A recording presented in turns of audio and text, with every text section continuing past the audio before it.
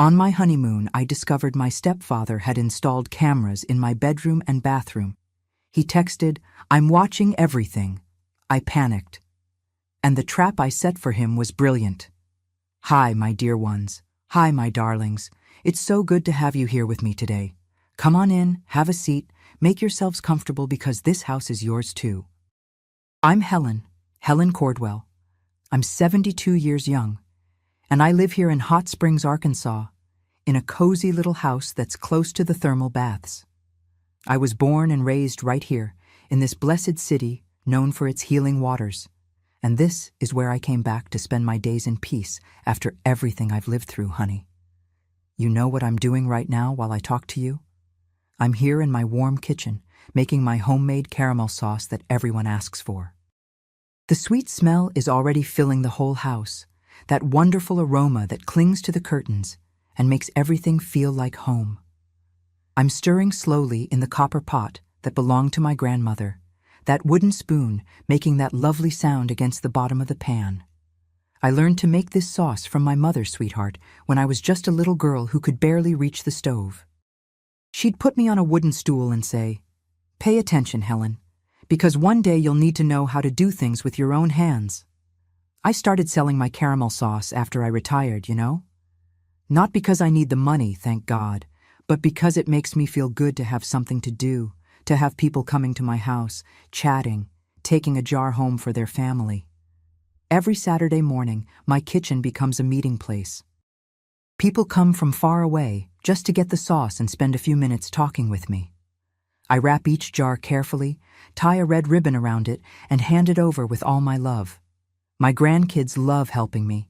They sit at the kitchen table, sticking on the labels we make on their computer, all neat and pretty with my name and phone number. The house here is simple, but it's cozy. I have my plants on the porch, my embroidered dish towels that I make myself, and that living room sofa that's a bit sunken from all the grandkids jumping on it, but I wouldn't trade it for anything. On the living room wall, there are photos of the whole family, my 3 children, my 6 grandchildren, my husband Philip, who's been by my side for 50 years. It's a good life, honey, a peaceful life that I built after so much struggle. And look, before I continue telling my story, I'd like to ask you all a little favor. If you're enjoying listening to me, click that like button down there for me, okay? And subscribe to Grandparents' Tales, hit that bell, because I have so many more stories to tell. You won't want to miss them, I guarantee it. And tell me in the comments, what little town are you watching me from? From what corner of the United States, or even from outside the US, are you giving me the joy of listening? And tell me too, what time is it where you are? Did you catch this video early in the morning with breakfast steaming on the table? Or is it in the afternoon, after lunch, during that rest time? Or is it already nighttime when the house is quiet? I read all the comments, you know, every single one, and I'm so happy to know there are people from all over the country and even from other countries who take time out of their day to sit and listen to this grandma. Tell me, sweetheart, okay? Let's make a chain of love that crosses cities, states, even oceans. Now, my dear ones, I need to tell you a story I've been carrying for a long time. A story that begins back in my youth when I was 22 years old and preparing for my wedding. A story about broken trust, about a moment that should have been the happiest of my life, but turned into a nightmare. But it's also a story about intelligence, about courage, and about how sometimes we need to be smarter than those who try to harm us.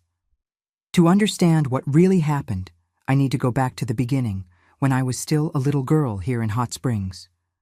My father's name was Walter Cordwell, a tall man with big, calloused hands who worked as a construction foreman here in Hot Springs. He built beautiful houses for the tourists who came for the thermal waters, but we lived in a simple 3-room house on the street behind Main Street Methodist Church. I remember the smell of cement he'd bring home on his clothes, the way he'd lift me up even when he was tired and dirty from the sight, and that deep laugh of his that filled the house with joy. I was only 7 years old when he fell from scaffolding that gave way. It was on a Saturday afternoon in late 1960. My mother, Hortense, became a widow at 32, with 3 young children to raise. There was me, my older sister Yvonne, who was 11, and my little brother Gerald, who was only 4 years old. Our house was one of those old hot springs homes with hardwood floors that creaked when we walked barefoot, a roof that got too hot in summer, and a kitchen with a wood stove that my mother lit every day before sunrise. We had a small backyard where my mother planted collard greens, okra, and some tomato plants. In the back, there was a persimmon tree that bore sweet fruit every year, and it was under that tree that my siblings and I played house, hide and seek, and hopscotch drawn in the dirt. My mother was a seamstress. After Daddy died, she turned the front room into a workshop. She bought a used Singer sewing machine and started sewing for others, party dresses, christening gowns, even school uniforms. I'd sit on the floor watching her work that machine, the rhythmic sound that made me sleepy, the colorful fabric scraps she'd give me to make little dolls. Yvonne helped by taking care of Gerald and cooking, because my mother would be there sewing from morning to night, her thin fingers full of needle pricks. Life was hard, honey, but it was an honest hardship, you know? We ate beans and rice and eggs every day. Sometimes we didn't even have meat. But we had love. We had each other. I went to public school in the morning, came back for lunch, and in the afternoon I'd help my mother thread needles because her eyes were already tired. In the evening, we'd sit on the front porch watching the street activity, neighbors passing by, the ice cream truck with its jingling sound, the young ladies going to evening service at church. I had my girlfriends from school, Teresa, Nadine, Zelda, and we'd play Ring Around the Rosie in the park, with rag dolls, singing those old songs that nobody knows anymore today. On weekends, when we had a little money, my mother would take us to bathe in the public thermal baths.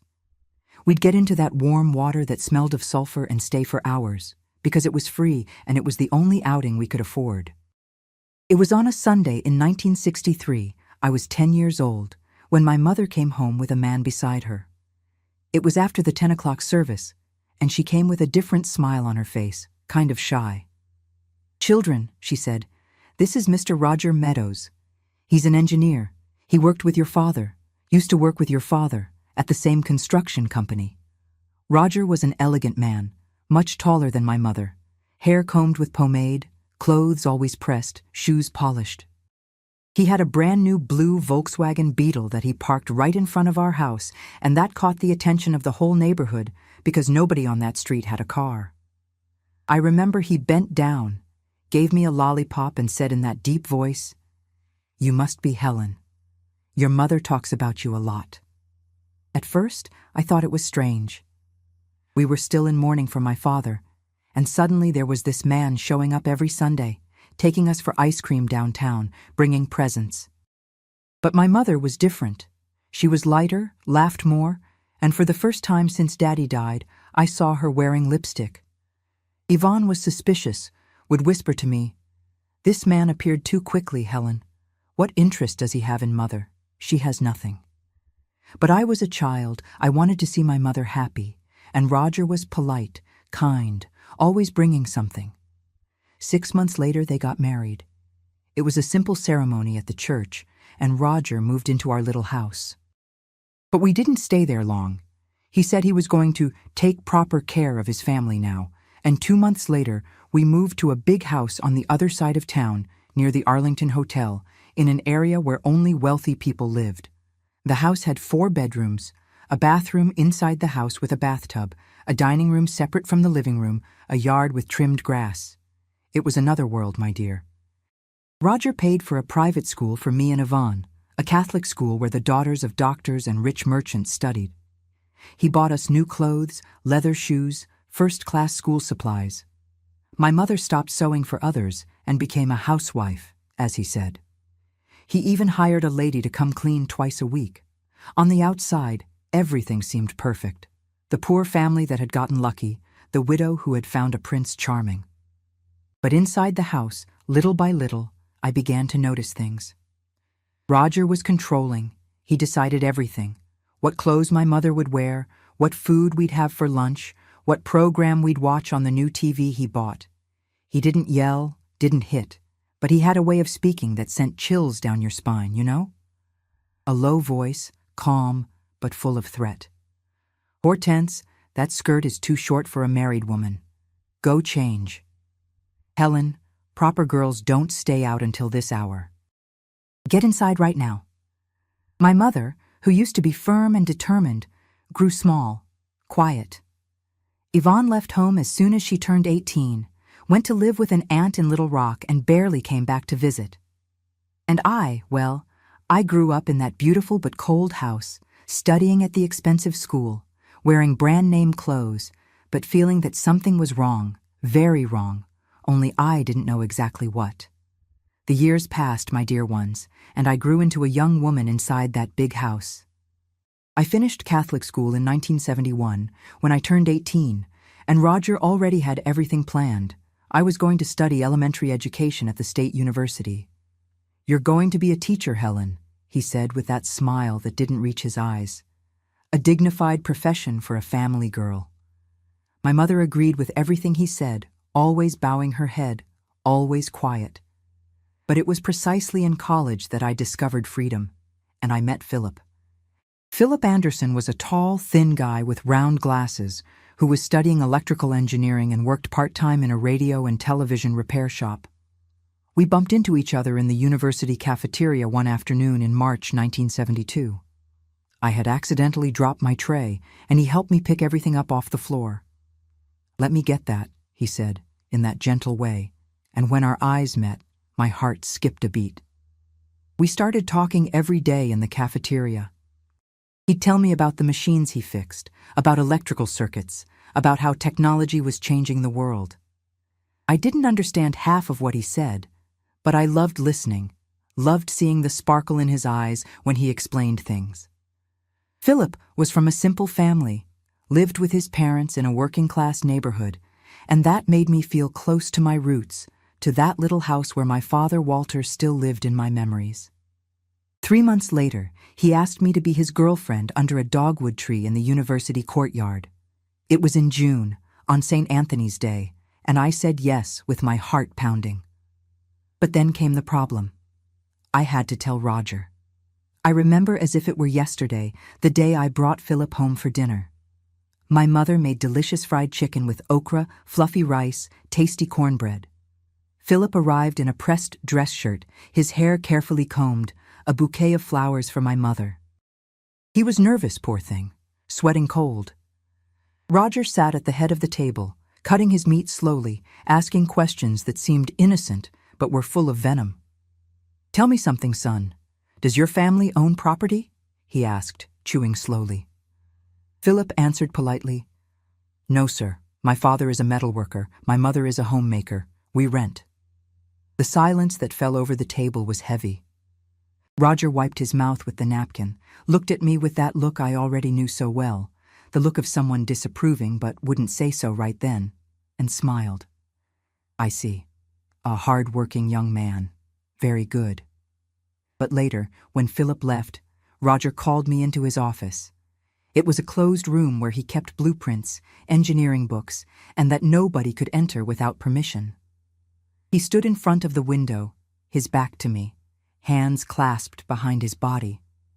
"Helen," he began in that calm, icy voice, "you know I only want what's best for you, don't you? I raised you as a daughter. I paid for your education, your clothes, everything." I stood near the door, heart racing. "I know, Mr. Roger, and I'm very grateful." He turned to me, and there was something in his eyes that gave me chills. "That boy has no future, no assets. You deserve better. You deserve someone from your social class now." But I loved Philip, honey. And for the first time in my life, I stood up to Roger. "I'm going to keep dating him, with your permission or without it. I'm already of age." I saw his jaw clench, his eyes darken. He took 2 steps toward me, and I thought he was going to hit me, but he just got very close. So close I could smell the whiskey on his breath, and whispered, "You don't know what you're doing, girl. But you'll learn." The next 2 years were of steady dating. Philip graduated in 1974 and got a good job at a telecommunications company right here in Hot Springs. I graduated in 1975 and already had a guaranteed job at a public school. In April of that year, Philip officially asked for my hand. He knelt on the floor of his parents' living room, in front of his parents, and called my mother to be present. It was simple. It was beautiful. It was the way I had always dreamed. We set the wedding for July, at the Methodist church. It would be a small ceremony, just family and close friends, and a simple reception in the church hall. We didn't have money for luxury, and that was okay. What mattered was being together, starting our life. That's when Roger completely changed his attitude. Suddenly, he became supportive. He started smiling at Philip, calling him my son, offering help. "I know I was hard on you two," he said one evening, sitting in the living room armchair, Philip and I on the couch holding hands. "But a father needs to protect his daughter, you understand. Now that I see it's serious, that you're really getting married, I want to help." Philip was happy with the change. "See, Helen? He's a good man. He was just worried about you." But I, my dear ones, I had a tightness in my chest that I couldn't explain. I had known Roger for 12 years. I knew he never changed his mind like that from one moment to the next. But I didn't say anything, because I didn't want to ruin my fiancé's happiness. It was 3 weeks before the wedding that Roger made the offer. We were at the dinner table on a Friday night. He cleared his throat and announced solemnly, "Helen, Philip, I want to give you a special wedding present. I have a cabin in the mountains near Gatlinburg, a private place, just mine, that nobody uses. I want you to spend your honeymoon there. A whole week, everything paid for, everything prepared. It's the least I can do for my daughter." Philip's eyes widened. "Mr. Roger, that's too much. We can't accept—" But Roger raised his hand, interrupting. "I insist. Everything's already arranged. The cabin is secluded, has a beautiful view, fireplace, everything you need to start married life right. You deserve it." He looked at me, and I swear, my dear ones, I swear I saw something in that look that made me want to scream no. But how could I explain? How could I tell my fiancé that I didn't trust the man who had raised me, who had paid for my education, who was now being so generous? My mother clapped, excited. "How wonderful, Helen! What a helpful father-in-law you found for Philip, my daughter." And Philip squeezed my hand under the table with that wide smile of someone who had just won the lottery. I smiled too, but inside something screamed that this was wrong. Roger never did anything for free. Everything had a price. Everything had a reason. And while he described the cabin, it has a bathroom with a whirlpool tub, spacious bedroom with fireplace, equipped kitchen, everything brand new. I renovated it last year. I saw the gleam in his eyes, that gleam I had seen before when he looked at Yvonne's friends, when he would accidentally walk into the bathroom when I was showering and pretend he had forgotten to knock. But I swallowed that fear. I was 22 years old, in love, about to marry the love of my life. What harm could there be in accepting a gift? Everyone accepts wedding gifts. It was normal. It was common. I was being paranoid, that's all. "I accept, Mr. Roger," I said, forcing my voice to come out firm. "That's very generous of you." And I saw his smile widen, his eyes shine even more, and he raised his wineglass in a toast. "To the newlyweds, may you have an unforgettable honeymoon." Unforgettable. He said unforgettable. And sweetheart, if he only knew how true that word would be, in the most horrible way possible. The wedding was beautiful, my dear ones. It was on a Saturday in July the 19th, 1975. The Methodist church was decorated with white flowers, the afternoon sun coming through the stained glass windows, and when I walked in on Gerald's arm, my little brother who was already a 19-year-old man, I saw Philip waiting for me at the front with that emotional smile, and I thought nothing bad could happen. Roger was sitting in the first row, next to my mother, all elegant in a gray suit, and when I passed by him, he gave me a smile that at the time seemed like paternal pride. How naive I was, dear God. The reception was simple, but full of love. We danced, ate cake, took photos with those old cameras that took forever to develop. And when night fell, we said goodbye to everyone and got into Philip's old Volkswagen, which his friends had decorated with noisy tin cans tied to the bumper. Roger came to the car, handed Philip the cabin keys, and held my hand through the window. "Enjoy every second," he said, squeezing my fingers hard. "You deserve it." The road to Gatlinburg was narrow and full of curves going up the mountain. It took us almost 3 hours driving in the dark, just the Beatles' lights illuminating the wet asphalt. It had rained in the afternoon. But when we arrived, the cabin took our breath away. It was a wood and stone construction, isolated in the middle of the woods, with a deck that overlooked fog-covered mountains. It smelled of wet earth, of pine, that deep silence that only exists far from the city. "It's beautiful," I whispered, and Philip picked me up to carry me through the door, the traditional way. We laughed, we kissed, and I thought, this is where my real life begins. Inside, everything was brand new as Roger had promised. Leather sofa, stone fireplace, plush rugs, kitchen with modern refrigerator full of food someone had left prepared. And the bedroom. The bedroom was spacious, with a huge bed with white sheets, nightstands on each side, a large mirror on the wall, and that modern smoke detector on the ceiling with a blinking red light. We made a simple dinner, opened a bottle of wine that was in the fridge with a card. For the newlyweds, RM. We ate in the small living room with the fireplace lit, talking softly, laughing nervously, because we were young and alone there for the first time, away from everyone. The wall clock showed almost midnight when we went to the bedroom. I had worn a red nightgown that I had bought especially, something delicate, beautiful. Philip turned on a lamp that left the room in a pleasant dimness.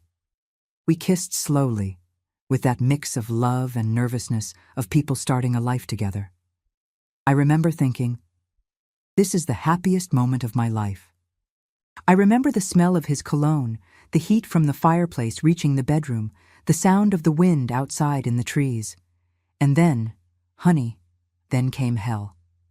My cell phone, one of those old big ones that almost nobody had at the time, but Philip had gotten from the company, was on the bedside table. It vibrated, once, twice, 3 times, messages arriving. Philip stopped, looked at me. "Who's sending messages at this hour?" We thought it was strange, but I picked up the device to see.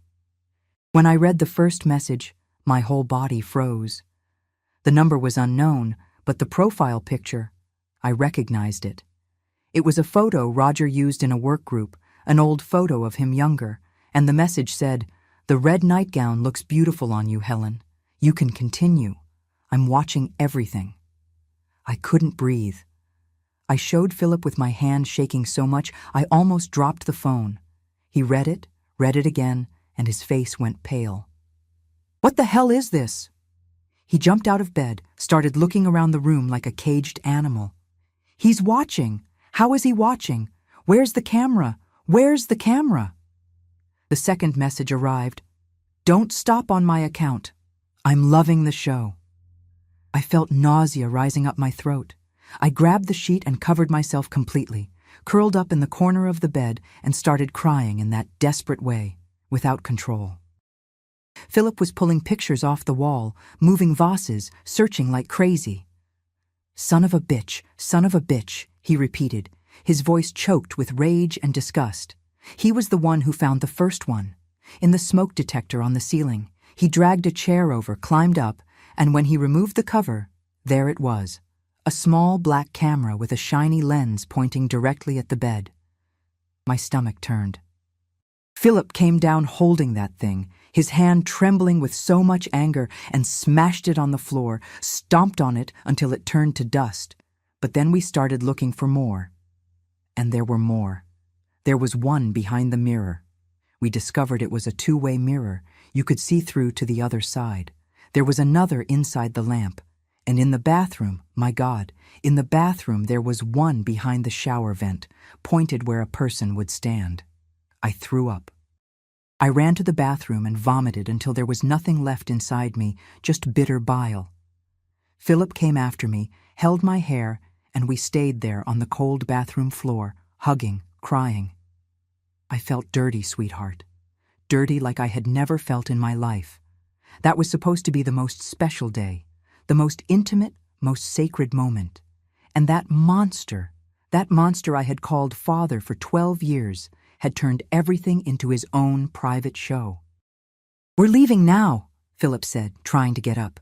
"We're going to the police. We're going to report this bastard."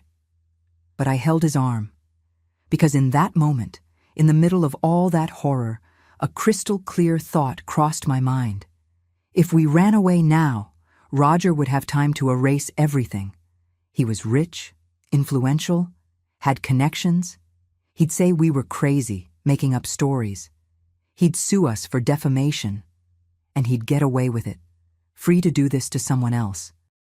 "No," I said, wiping my mouth with the back of my hand. "We're not running away." Philip looked at me as if I had gone crazy. "Helen, we can't stay here, not after this." But I was already thinking, already remembering all the times Roger had manipulated me, manipulated my mother, controlled us. Already feeling that anger growing inside me, so big it suffocated the fear. "He thinks he's smart," I said, my voice coming out firmer. "He thinks we're going to run away, terrified. And then he'll erase the evidence and laugh in our faces." I stood up, washed my face, and looked at my reflection in the mirror. My eyes were red from crying so much, but there was something new in them, iron determination. "But we're not running away, Philip. We're going to give him exactly what he wants. We're going to give him a show, and it'll be the last show that bastard watches before going to jail." Philip stared at me, processing. How? How do we do this? And that's when, my dear, I began to put together the most important plan of my life. The plan that would turn the worst day into revenge. We spent that night awake, my dear ones, sitting on the cold living room floor, away from the bedroom that now seemed contaminated, dirty, defiled. Philip had ripped out all the cameras we found and put them in a plastic bag, 4 in total. But we weren't sure if those were all of them. That whole cabin seemed to have eyes now. Every dark corner, every little hole in the wall, every decorative object could be hiding another lens watching us. It was as if the walls themselves had become enemies, as if even the air we breathed had been violated. I stayed wrapped in a blanket, shivering even with the heat from the fireplace. It wasn't cold from the body. It was cold from the soul, that kind of cold that comes from inside, and that no flame can warm. My teeth chattered. My hands wouldn't stop trembling. Philip paced back and forth like a caged animal, hands clenched in fists, jaw locked so tight I could see the muscle pulsing on the side of his face. The wooden floor creaked under his feet with each step, forward, backward, in a desperate rhythm that echoed the chaos inside us. Every now and then, he'd stop in front of the fireplace, look at the fire, and I knew he was imagining terrible things. Then he'd turn and look at me with those eyes full of unshed tears and a rage so deep it seemed to burn, and I saw he was blaming himself, torturing himself. "I should have suspected," he repeated for the 3rd, 4th, 5th time, his voice getting hoarser. "That gift was too good, too generous. I should have said no, should have noticed something was very wrong." "Stop," I said, and my voice came out so firm it even surprised me. The sound echoed off the cabin's wooden walls. "Stop blaming yourself. You're not to blame for anything. I didn't see it either. Nobody saw it, because we trusted. Because we're good people, decent people who can't imagine someone capable of something like this." I got up, let the blanket fall to the floor, and went to the window. My bare feet were freezing on the cold floor. Outside was that complete darkness of the mountains. No streetlights, no neighbors, nothing. Just the sound of crickets singing, the wind moaning in the pines, and that oppressive feeling of total isolation. But now we've seen it. And now we know who he really is. And now, Philip, now we're going to make him pay for it. I swear to God we will. Philip came to stand beside me, pressed his forehead against the cold glass of the window. I saw his reflection in the glass, and he looked 10 years older than he had been that morning.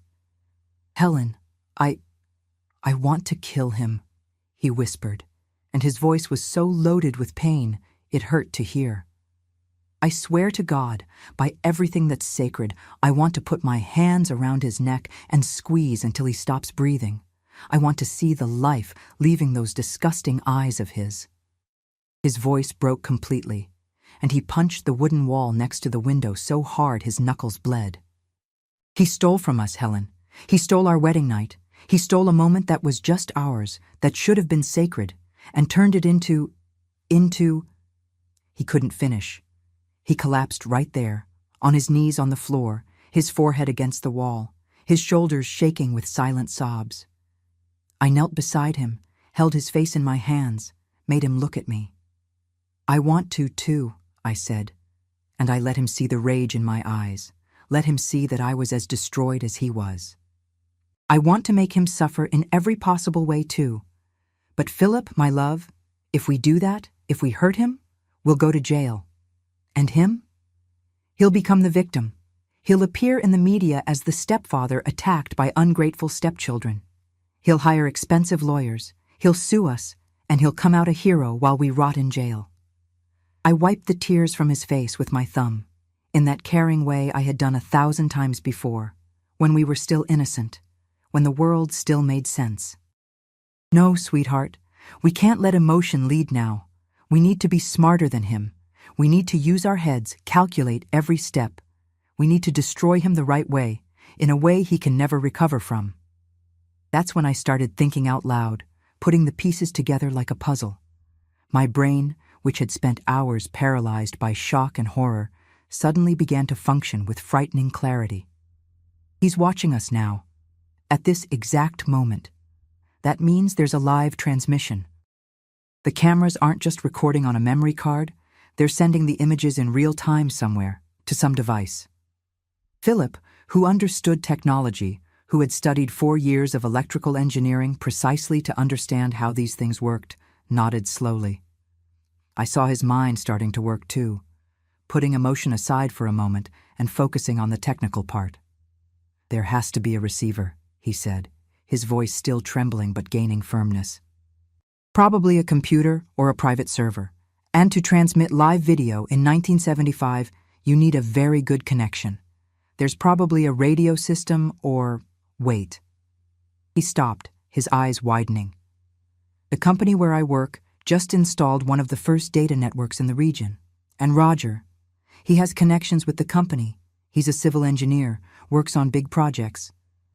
Philip went to the bag where he had put the destroyed cameras, picked up the pieces carefully, examined them in the orange light of the fireplace. He turned the little pieces from side to side, studying the exposed circuits, the wires, the solders.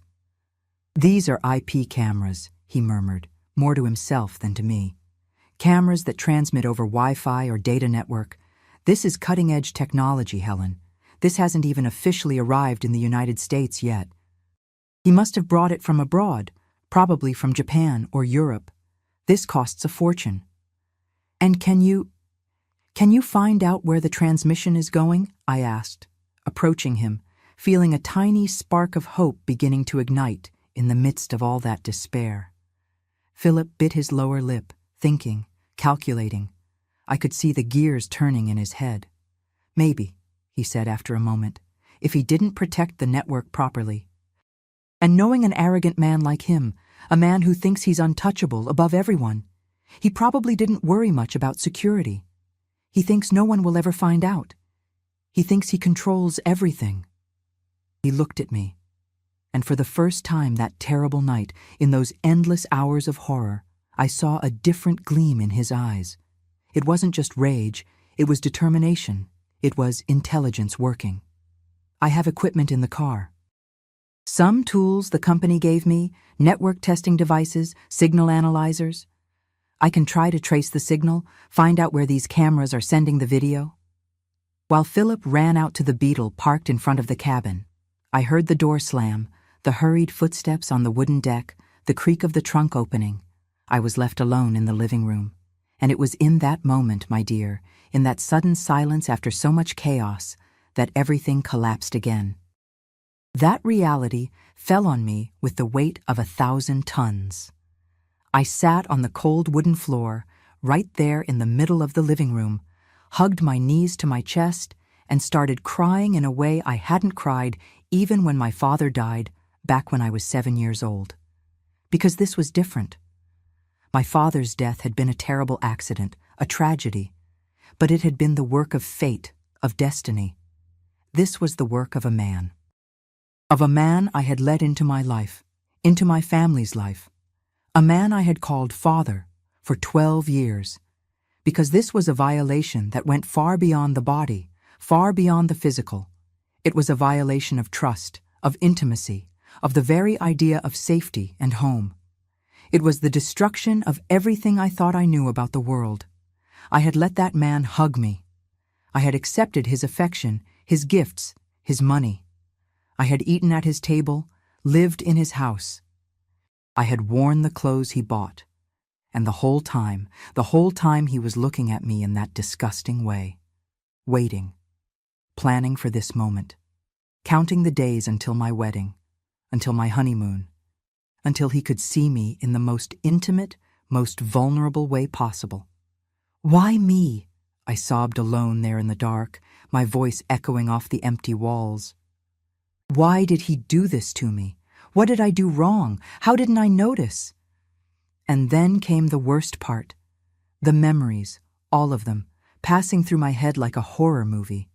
All those times I had ignored, rationalized, justified. That way he had of accidentally opening my bedroom door without knocking, always at the strangest times, when I was changing clothes to go to bed, when I was getting out of the shower. And he always apologized, always said, "Oh, forgot to knock, sorry, daughter." But his eyes would linger a second too long before looking away. That way he looked when I came down in the morning in a skirt to go to school, that look that went up my legs and made me want to pull the skirt down, cover myself, but I thought I was imagining things. It's a father's jealousy, I told myself. He's just worried about his daughter's safety. Those times he insisted on picking me up from college alone, without my mother, and on the way back he'd ask strange questions. If I had a boyfriend, if I had kissed someone, if I knew how these things worked. And I, naive, thought he was trying to be a modern father, open to dialogue. The clothes. My God, the clothes he bought me. Always a little too tight, a little too short, a little too low cut. And when my mother complained, he'd say, "But Hortense, the girl has to dress well, has to keep up with fashion." And I wore them because they were pretty, because they were expensive, because I wanted to please. Everything. Everything made sense now, and I felt so stupid, so dumb, so blind. How had I not seen? How had I not realized that man was a monster? I thought about giving up, you know? In that moment of absolute despair, sitting on that cold floor, my body aching from shaking so much, I thought about just picking up the phone, calling the police, telling everything, and leaving it in their hands. Letting the justice system resolve it, washing my hands of it, running away from that nightmare. But then I remembered, Roger had friends in the police. I had seen him having dinner with the sheriff, with the judge, with councilmen, with important people. He'd say the cameras were for security, that he was worried about us alone in the middle of the woods, that there could be thieves, robbers. He'd hire the best lawyers from New York, from D.C. He'd sue us for defamation, for slander. He'd destroy us financially, emotionally, socially, and he'd go free. Free to do this to another girl, to another family, to another victim who would trust him. No, not at all. No way. I wiped my face with the back of my hand, took 3 deep breaths, that deep breathing my grandmother taught me when I was little and had nightmares, and I stood up. My legs were shaking, but I stood up. Philip came back carrying a heavy metal case, full of wires, devices with blinking lights, things I had no idea what they were. He put everything on the living room floor, plugged a device into the wall outlet, and started fiddling with buttons and antennas, adjusting, connecting, building a kind of improvised workstation right there in the middle of the living room. "I'm looking for the cabin's Wi-Fi signal," he explained, his voice returning to that concentrated, technical, professional tone, and I realized he was clinging to that, to the practical solution, to the technology, to the concrete problem he knew how to solve, to keep from going crazy with rage and helplessness. "There are several signals here in the region," he murmured, looking at a small screen showing numbers and names blinking. "But most are very weak. Wait. Got it. Here." He pointed to the screen. "Network, cabin, private. Strong signal. 5 bars. It's right here nearby, inside the house itself." He let out a bitter laugh with no humor at all. Son of a bitch. He didn't even try to hide it. He put the place name on the network. It says private. Private, as if this belonged to him, as if we were his property. Almost an hour passed. A long, torturous hour of Philip, typing things on a device that looked like a small, primitive computer, writing down numbers on a sheet of paper, murmuring technical words I didn't fully understand. IP address, subnet mask, gateway, router, server. I stayed beside him the whole time without interfering, just giving silent support. I went to the kitchen, put water on to boil, made strong, bitter coffee the way my mother taught me. I brought it to him in cups that shook so much in my hand that coffee spilled onto the saucers.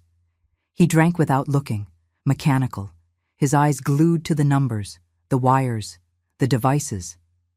Until finally, when the sky outside began to lighten with that gray, sad light that comes before dawn, he stopped. He stood completely still. He looked at me with an expression I had never seen before, a mixture of triumph and horror. "I did it," he said, his voice hoarse from being silent for so long. "I managed to trace it. The signal is going to IP address 192.168.1.105, which according to the network configuration is a main computer, and this computer is located—" He consulted the papers, checked twice. "It's at 847 Azalea Street, Hot Springs." My heart stopped. Then it raced so fast I thought I was going to faint. "That's his house," I whispered. "Azalea Street, 847. That's the house where I lived. That's the house where my mother lives now." Philip nodded, jaws clenched again. "He's there. He's there now, at this exact moment on his computer, and by the amount of data being transmitted." He checked one of the devices. "He's watching. The transmission is active. It's happening now." I felt a wave of nausea rise, but I swallowed it. Swallowed hard. "He's sitting there," I said, more to myself, visualizing the scene. Alone in his office, that office no one can enter, with the door locked, looking at the screen, waiting for us to go back to the bedroom. Waiting for the show to continue. "Son of a bitch," Philip whispered, and this time the anger in his voice was ice, not fire. It was that cold, calculated, dangerous anger. And that's when, honey, in that moment of absolute clarity, the perfect plan formed in my head. As if God or the universe or whatever had put all the pieces in exactly the right place, at exactly the right time. Crystal clear, simple, brilliant, foolproof. "Philip," I said slowly, approaching him, gripping his shoulders hard, making him look me in the eyes. "Do you still have that cell phone with a camera? That prototype the company gave you to test?" It was brand new technology at the time, my dear ones. Almost nobody had it. A cell phone in 1975 was already rare, but a cell phone with a camera that made video calls, that was science fiction. But the telecommunications company where Philip worked was testing this technology, had imported some devices from abroad, and had given one to Philip to take home, test, give feedback. He nodded, confused. "I do. It's in the glove compartment of the car. Why?" "And this phone can make video calls?" "It can. The quality isn't great, but it works. Why, Helen? What are you thinking?" I took a deep breath. "What if we What if we made a video call now? I was talking faster and faster, ideas stumbling over each other, coming out jumbled but making sense. What if we called the phone at home, the phone in my mother's bedroom? What if we put the cell phone here, right in front of his camera that's still working, hidden somewhere we haven't found? What if we showed my mother, live, Philip, what her husband is doing at this exact moment? Philip looked at me with his mouth open, processing. You want to call your mother? He's home, in the office, alone. My mother is there too, probably in her bedroom, because he always makes her go to bed early when he's working late. If we call her now, wake her up, show her the cameras, show the transmission, explain everything, she'll wake up, she'll believe, and she'll go there. I squeezed his shoulders harder. She'll open that office door, and she'll catch him in the act, red-handed, watching his own daughter. But what if she doesn't believe? Philip asked, and I saw fear mixed with hope in his eyes. What if she thinks we're making up stories? What if she takes his side? I shook my head firmly. She won't, because she'll see it with her own eyes. The transmission will be running.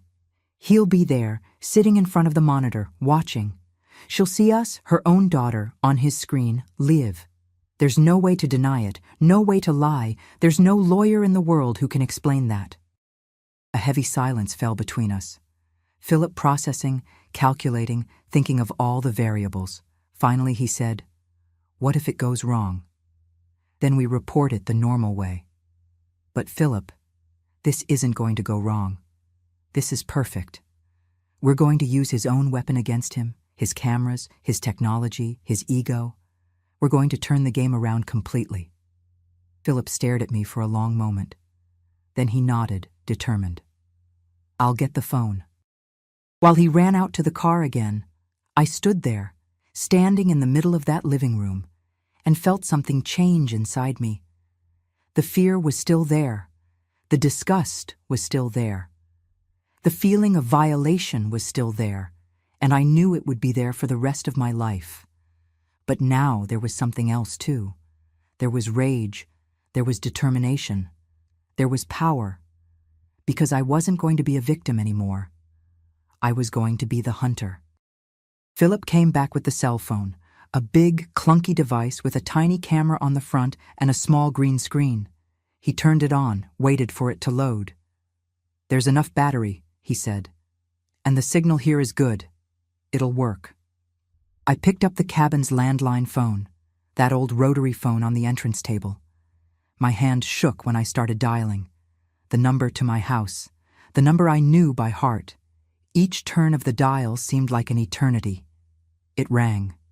It rang. It rang. My heart beat to the rhythm of the rings. It rang again, and I thought, she's not going to answer. She's sleeping soundly. This isn't going to work. But on the sixth ring, someone answered. Hello? My mother's sleepy, confused, frightened voice. Helen! My God, what time is it? What happened? Are you okay? Are you both okay? And I, with the firmest voice I could pull from the depths of my soul in that moment, took a deep breath and said, Mom. Mom, I need you to listen to me very carefully, and I need you to trust me like you've never trusted me in your life. What I'm going to show you now, what I'm going to tell you, will change everything. Everything, Mom. But I need you to be strong. Can you do that for me? On the other end of the line, I heard my mother breathe deeply, trying to fully wake up, trying to understand why her daughter was calling at that hour of the morning. Helen, you're scaring me, my daughter. What happened? Did you have an accident? Did someone get hurt? No, Mom. We're physically fine. But, Mom, I need to tell you something, and you need to trust me blindly. I looked at Philip, who had turned on the camera phone and was adjusting the angle, pointing to where we thought there was still a hidden camera. Roger, your husband, he installed cameras here in the cabin, hidden cameras, in the bedroom, in the bathroom. He's watching us. He's spying on us. The silence on the other end was so deep I thought the connection had dropped. Then came her voice, low, trembling, What? Helen, what are you saying? That doesn't make sense. Why would he do something like that? Mom, I found 4 cameras. Philip traced the signal. The transmission is going to his office computer. He's there now, at this exact moment, watching. My voice broke, but I forced myself to continue. He sent me a message. He said he was watching everything. He turned our honeymoon into his own private show. I heard my mother sob on the other end, a low, muffled sound, as if she had put her hand over her mouth. No, that can't be true. Helen, are you sure? It could be a mistake. It could be… Mom! I spoke louder, firmer. I have the cameras here in my hand. Philip traced the internet signal. It's not a mistake. It's not a misunderstanding. It's real. And I need you to help me prove it. I need you to go to his office right now. He'll deny it, Helen. He'll say I'm crazy, that you're making it up. Not if you catch him in the act. I looked at Philip, who nodded, showing that the camera phone was ready. Mom, I'm going to make a video call with you. I'm going to show you the cameras. I'm going to show us here. And you're going to take the cell phone to his office.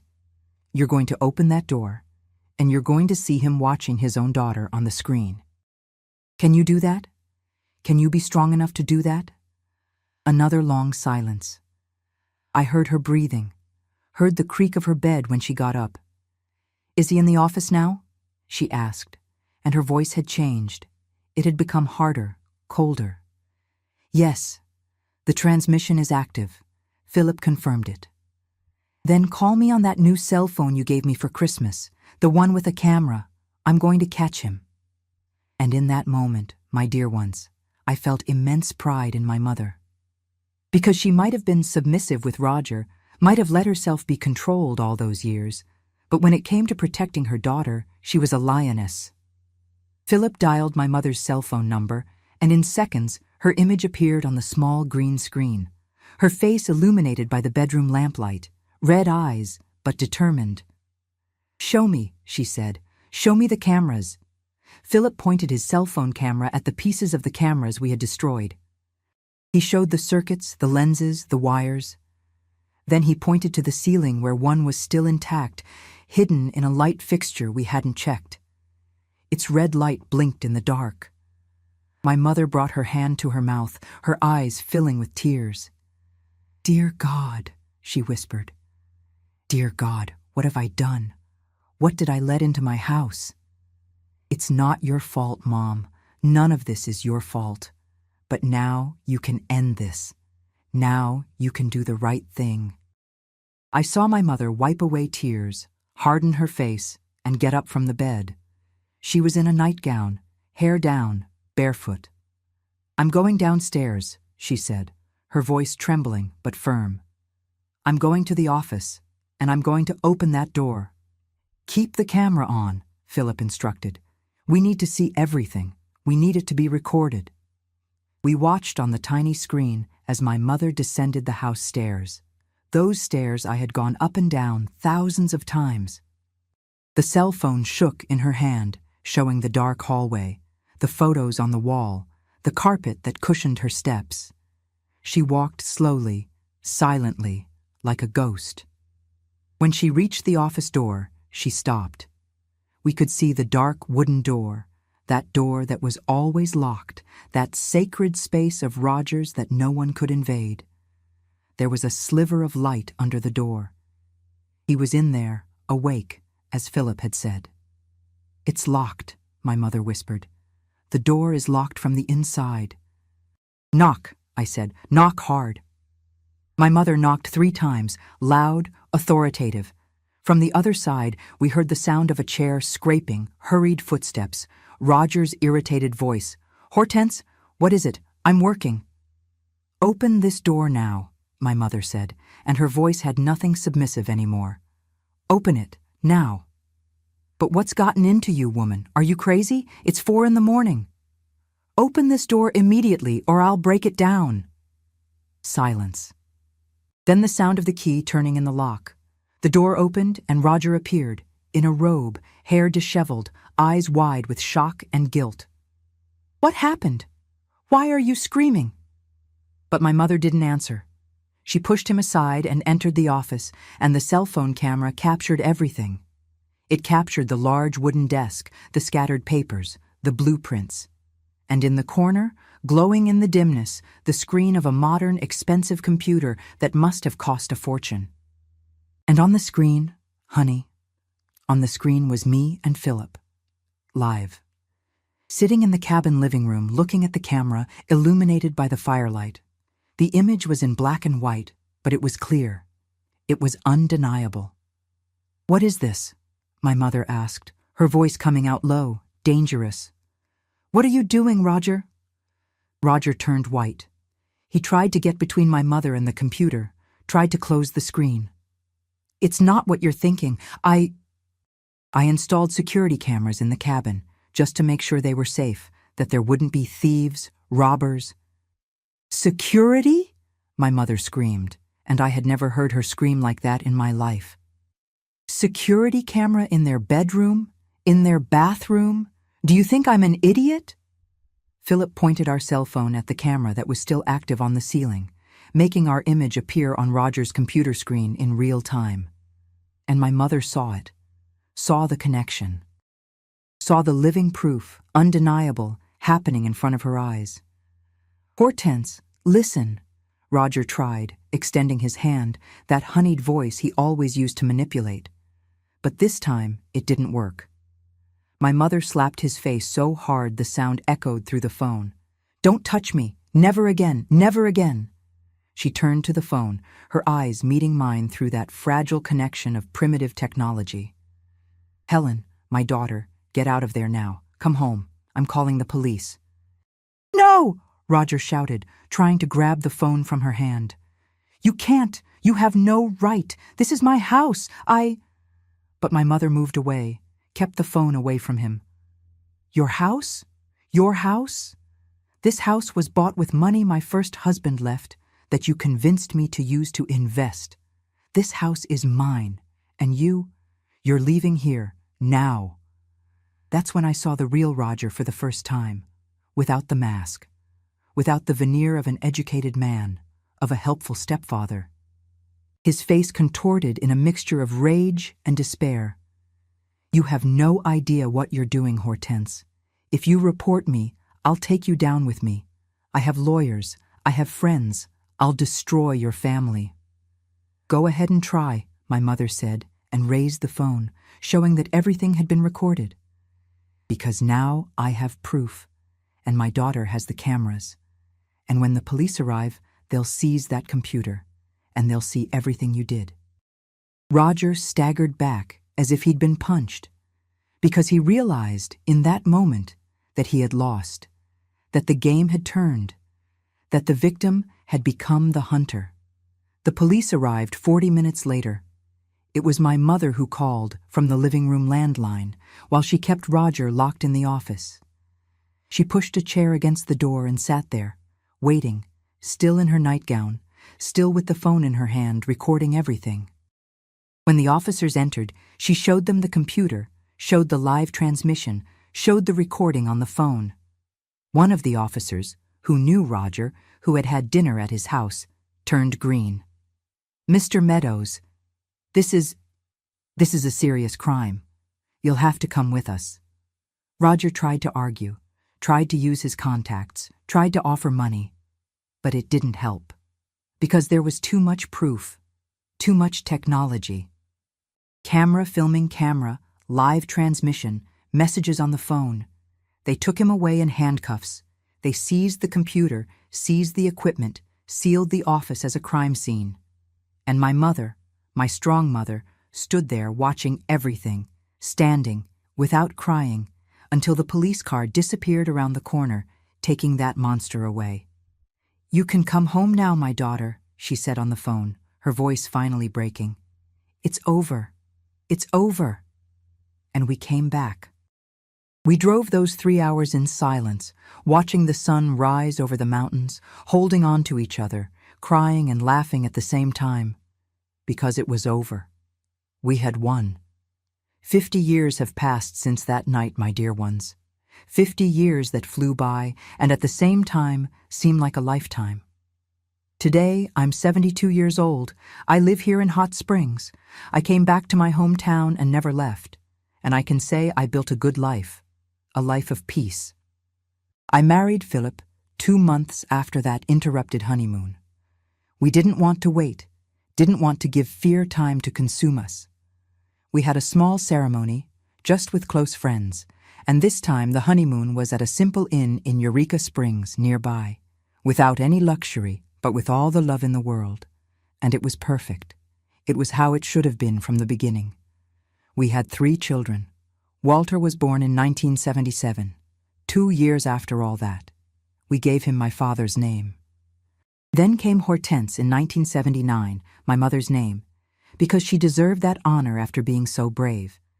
And the youngest, Gerald, was born in 1982, with my brother's name. All 3 grew up strong, healthy, loved. None of them ever suffered what I suffered. That chain was broken.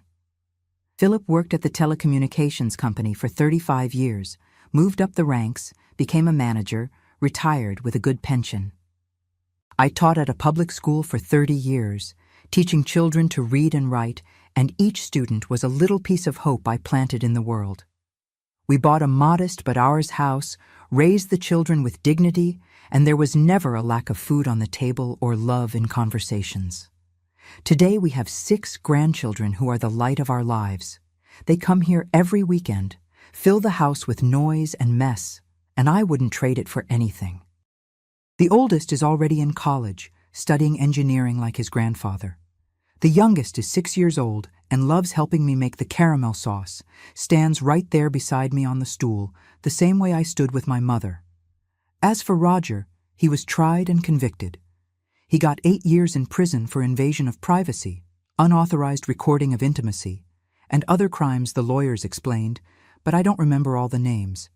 He served 6 years, got out for good behavior in 1981. My mother had already divorced him, had recovered the money that was hers, had rebuilt her life alone. She lived another 23 years after that, died in 2004 at 76 years old, peacefully in her bed, surrounded by children and grandchildren. Roger? I never heard from him again. I know he left Hot Springs, that he went to New York or LA. I don't know. And I don't want to know. He became dust in my memory, a shadow that has no more power over me. The first years were difficult, I won't lie. I had nightmares. I'd wake up in the middle of the night thinking someone was watching me. Philip would hold me, calm me down, remind me I was safe. I went to therapy, something that was rare at the time, expensive, but we made the effort and paid because I needed it. It took time, but I healed. Not completely, because some scars never fade, but enough to live well, to be happy, to raise my children without passing my trauma to them. My life today is simple and it's beautiful. I wake up early, make coffee, take care of my plants. Twice a week I go to the thermal baths for water aerobics with other ladies my age. We laugh, gossip, complain about aching joints. I make my caramel sauce, sell it to neighbors and to shops downtown. I embroider my dish towels watching soap operas. I receive my grandchildren on weekends. I have dinner with Philip every night, and then we sit on the couch holding hands watching television until we get sleepy. It's a common life, a life many people find boring. But for me, after everything I went through, this common life is a miracle. It's proof that I won, that I didn't let that man destroy my future, that I was stronger, smarter, braver than he expected. Sometimes I think about that night in July 1975. I think about how I could have given up, run away, let him win. But I didn't. And that strength I found in that moment has stayed with me my whole life. It taught me that I'm capable of facing anything, that I deserve respect, that I deserve peace. And today, here in my warm kitchen, with the smell of caramel sauce in the air and the sound of birds outside, I can say from my heart, I'm happy, I'm whole, I won. You know what that night taught me, my dear ones? It taught me that the monster always counts on our silence. He counts on us being ashamed, on us thinking no one will believe us, on us swallowing the violation and pretending everything's fine. And that's exactly why we can't stay silent. I could have run away from that cabin and never touched the subject again. I could have let fear paralyze me. But I chose to use his weapon against him. He thought technology would dominate me, but I used it to destroy him. And that taught me that we always have power, even when it seems we don't.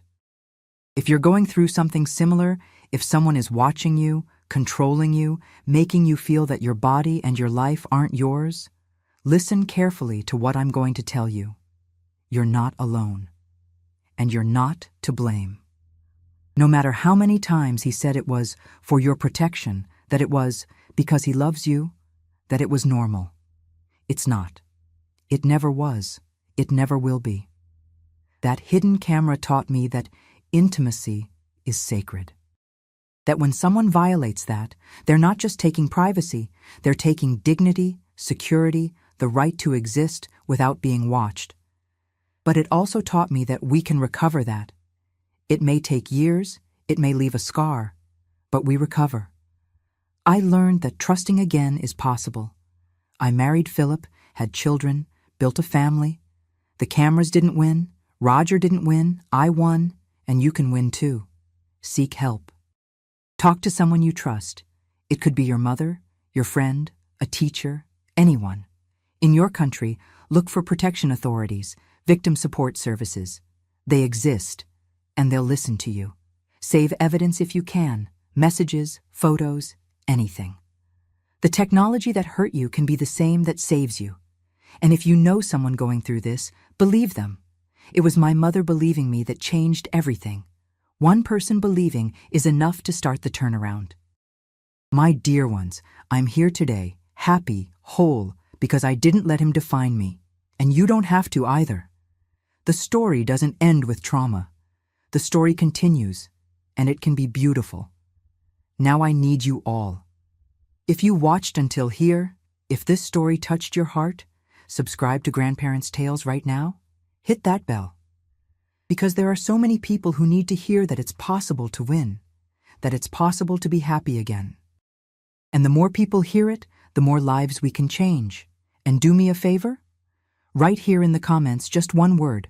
I won. Just that. I won. So I know you understood the message, that you're on my side in this fight. Do it now. Don't wait even one more minute. Because each comment is a chain of strength we create together. Thank you for listening to me, my loves. May God bless each and every one of you. On my wedding night, my own father broke down the cabin door and screamed, "You're mine. No one touches what's mine." He grabbed me by the hair to drag me away. But what my husband did that night saved my life and destroyed the monster who raised me. Hi, my dear ones. Hi, my sweethearts. It's so good to have you here with me today. Sit down, make yourselves comfortable, because Grandma is going to tell you a story I've carried in my heart for many years. My name is Clara Mae Henderson. I'm 76 years old, and I was born and still live here in Millbrook, Tennessee. This is my land, you know, where the cold north wind blows hard in winter and where the smell of wood smoke fills the streets when the real cold comes. These days, my days are pretty peaceful, thank God. Every morning, bright and early, I wake up to the singing of birds that nest in the old apple tree in my backyard. I brew my coffee strong and black, the way I learned from my mother when I was a girl, and sit on the wooden porch of my little house. It's a simple house, but it's mine, you understand? One with a lot of sweat and tears, but mine. Before I continue, my loves, I need to ask you for a little something. If you're enjoying our conversation, click that like button down below and subscribe to the channel, okay? Turn on the notification bell too, because every week I come here to talk with you, tell stories, share a piece of my life. You have no idea how good it makes me feel to know there are people on the other side listening to me, keeping me company. And you, my dear ones, who are watching me now, tell me here in the comments, what little town are you watching from, and what time of day did you find this video? In the morning with coffee, after lunch, or already in the evening? I always read all the comments, and I'm so happy to know where you're from and when you take a little time out of your day to listen to this grandma's stories. Tell me, okay? Let's create a chain of love. Now, taking a deep breath, I need to talk about something I've carried with me since I was a young woman. A story that few know, but that shaped who I am today. It's about the most terrifying and at the same time most liberating night of my life. About a father who imprisoned me in a way that no one saw, and about a man who became my salvation when I needed it most. This story begins way back when I was still a child playing barefoot on the dirt roads of this same Millbrook. My childhood here in Millbrook began in a large wooden house in what they now call the Oak Hill District, but back then it was almost rural. The house sat on a huge lot, had a tall black iron gate, and my father, Frederick James Henderson, insisted on keeping that gate always locked. He said it was to protect us, that the world out there was too dangerous for his family. My father was a man of means. He owned land, raised cattle, sold timber from the oak and pine forests. Back then you still could, you know? He was respected in town, always wore a suit, a wide-brimmed hat, and had a black Ford that was the envy of everyone. People greeted him on the street with respect, some even with fear. He had a strong presence, you know? The kind where when he entered a room, everyone went quiet. My mother, Dorothy Ann, was a petite woman with brown hair always pulled back in a tight bun. She took care of the house, cooked, embroidered, but was far too quiet. Today, looking back, I see that she lived on tiptoes, as if afraid to make noise. She taught me things in whispers: how to make biscuits, how to wash clothes, how to tend the chickens in the yard, but always looking at the door, always attentive to my father's footsteps. I had a brother, Robert, 3 years older than me. He was like my father, strong, a man of few words, and from early on, my father took him into the business, teaching him to be a real man, as he said. Robert protected me when he could, but as he grew older, he became more and more like my father, and that protection disappeared. Our routine was very set. I woke up with the rooster's crow, helped my mother make breakfast, homemade biscuits, butter, fig preserves, fresh cheese. My father sat at the head of the table, and we ate in silence, only speaking if he asked something. After breakfast, I had to study. My father hired a private teacher, Miss Hilda, because he didn't want me going to school with just anyone, as he put it. I liked Miss Hilda. She was sweet, patient, taught me to read, write, do arithmetic. But the lessons were right there in the house, in the little room my father called the library. I'd look through the windows at other children passing by on the street, laughing, playing, and I'd want to be out there with them. When I finished my lessons, I could play in the yard, but only in the yard, never on the street. My father said that a family girl didn't hang around on the street like riffraff. I played alone most of the time, made little houses with stones and sticks, talked to the chickens, climbed the apple tree in the back. Sometimes Teresa, daughter of our housekeeper, Mrs. Ella, would play with me. She was my age, had short curly hair, and we'd make up games: house, school, pretend tea parties. But I noticed my father didn't like it when Teresa came over. He'd look through the window with a closed expression, and then call Mrs. Ella to give her some errands, and the girl would leave. I'd be upset, but I didn't say anything. We learned early not to contradict my father. When I turned about 8 or 9 years old, I started to notice some strange things. My father began paying more attention to me. It wasn't that normal father attention, you know? It was different. He'd ask where I'd been, even though I'd only been in the yard. He'd ask who I'd talked to, even though I barely talked to anyone. If Miss Hilda complimented me because I'd done well on a lesson, he'd be all proud, but in a way that gave me a tightness in my chest. There was one thing that bothered me a lot. My father wouldn't let me cut my hair. My hair was long, very dark, reached almost to my waist, and he said it was my princess crown. My mother would braid my hair every day, very tight, and my father insisted on watching. He'd run his hand through my braids and say, "That's my girl, my pretty girl." And that, even though I was a child, left me with a chill in my stomach. At family gatherings, Grandma Gertrude's birthday, Christmas, Easter, my father would put me in a pretty dress, make me stay by his side the whole time. If any cousin or uncle came to talk to me, he'd quickly change the subject and pull me away. I was like his decoration, you know? He'd show me off to everyone, but wouldn't let anyone get too close.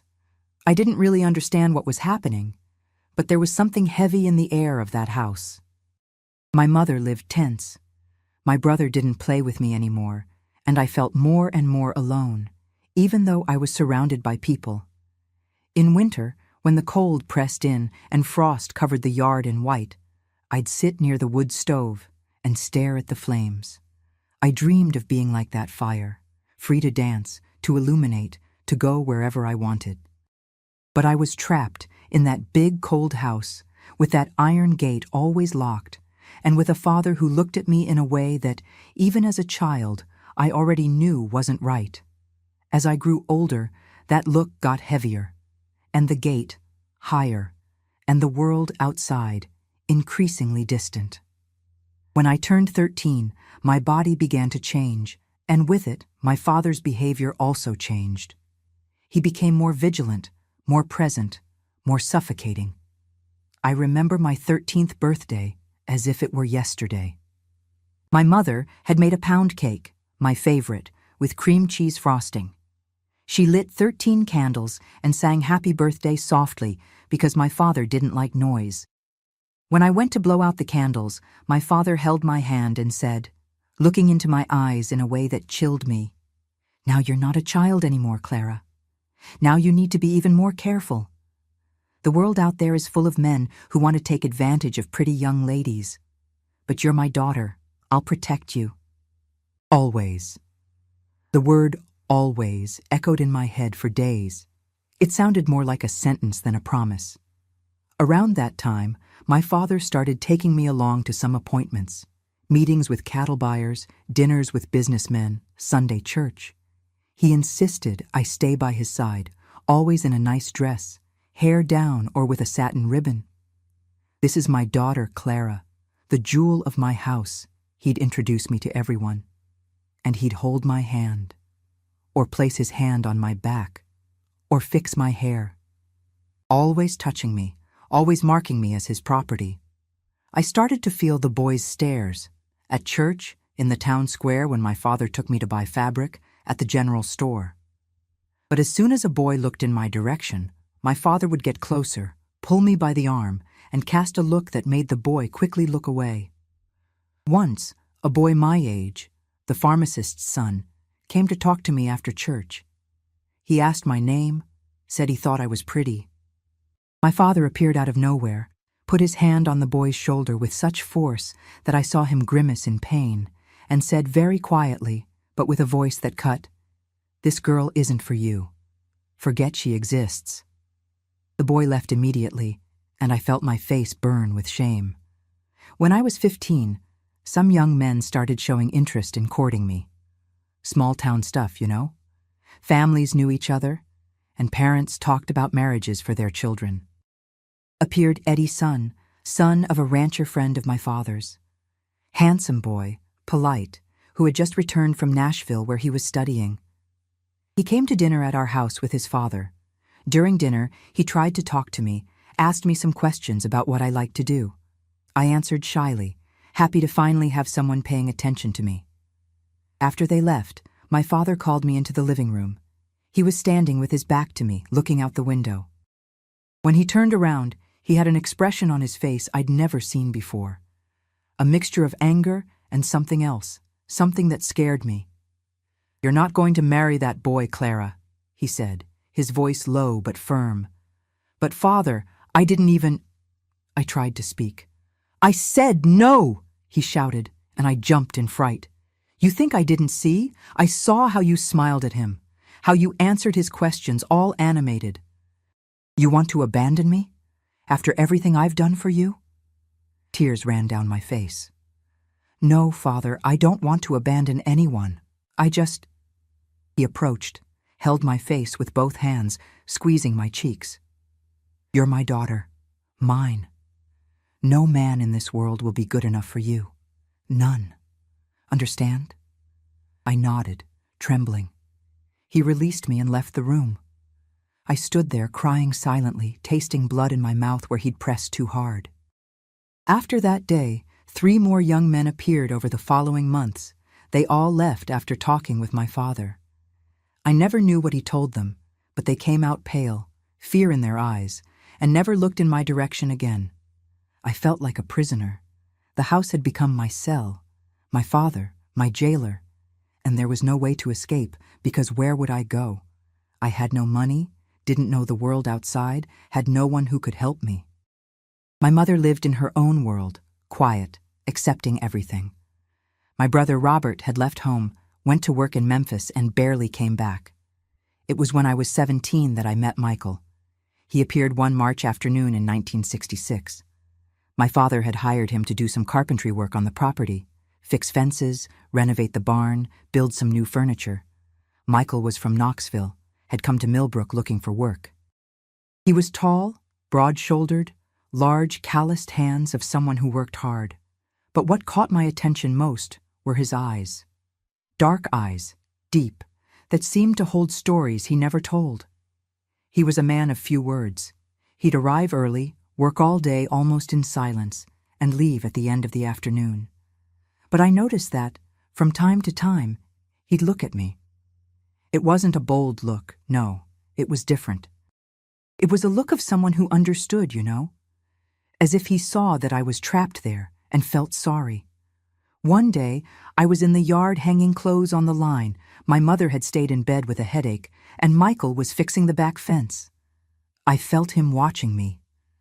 I turned my head, and our eyes met. He didn't look away. Neither did I. We stayed like that for a few seconds that seemed eternal. My heart beat so hard I thought he'd hear it from where he was. He went back to his work, but that night I couldn't sleep. For the first time in a long time, I felt something like hope. In the following days, we started exchanging glances, small, quick ones, always being careful so my father wouldn't see. Once, when he passed by me carrying a board, he said very quietly, almost in a whisper, "You deserve to be free." And he kept walking as if nothing had happened.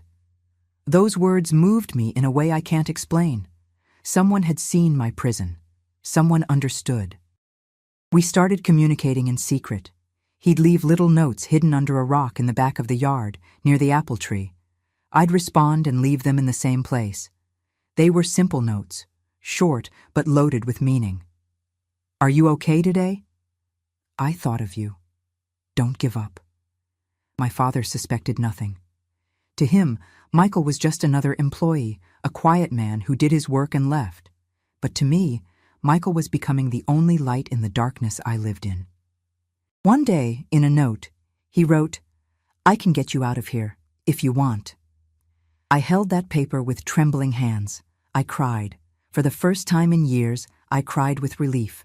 Someone was offering me a way out. Someone was willing to save me. I wrote back, "Yes, please." And that's how our escape plan disguised as marriage began. But we didn't yet imagine what my father would be capable of when he found out. The following months were the hardest of my life until then. Michael and I continued exchanging notes under that rock, but we had to be extremely careful.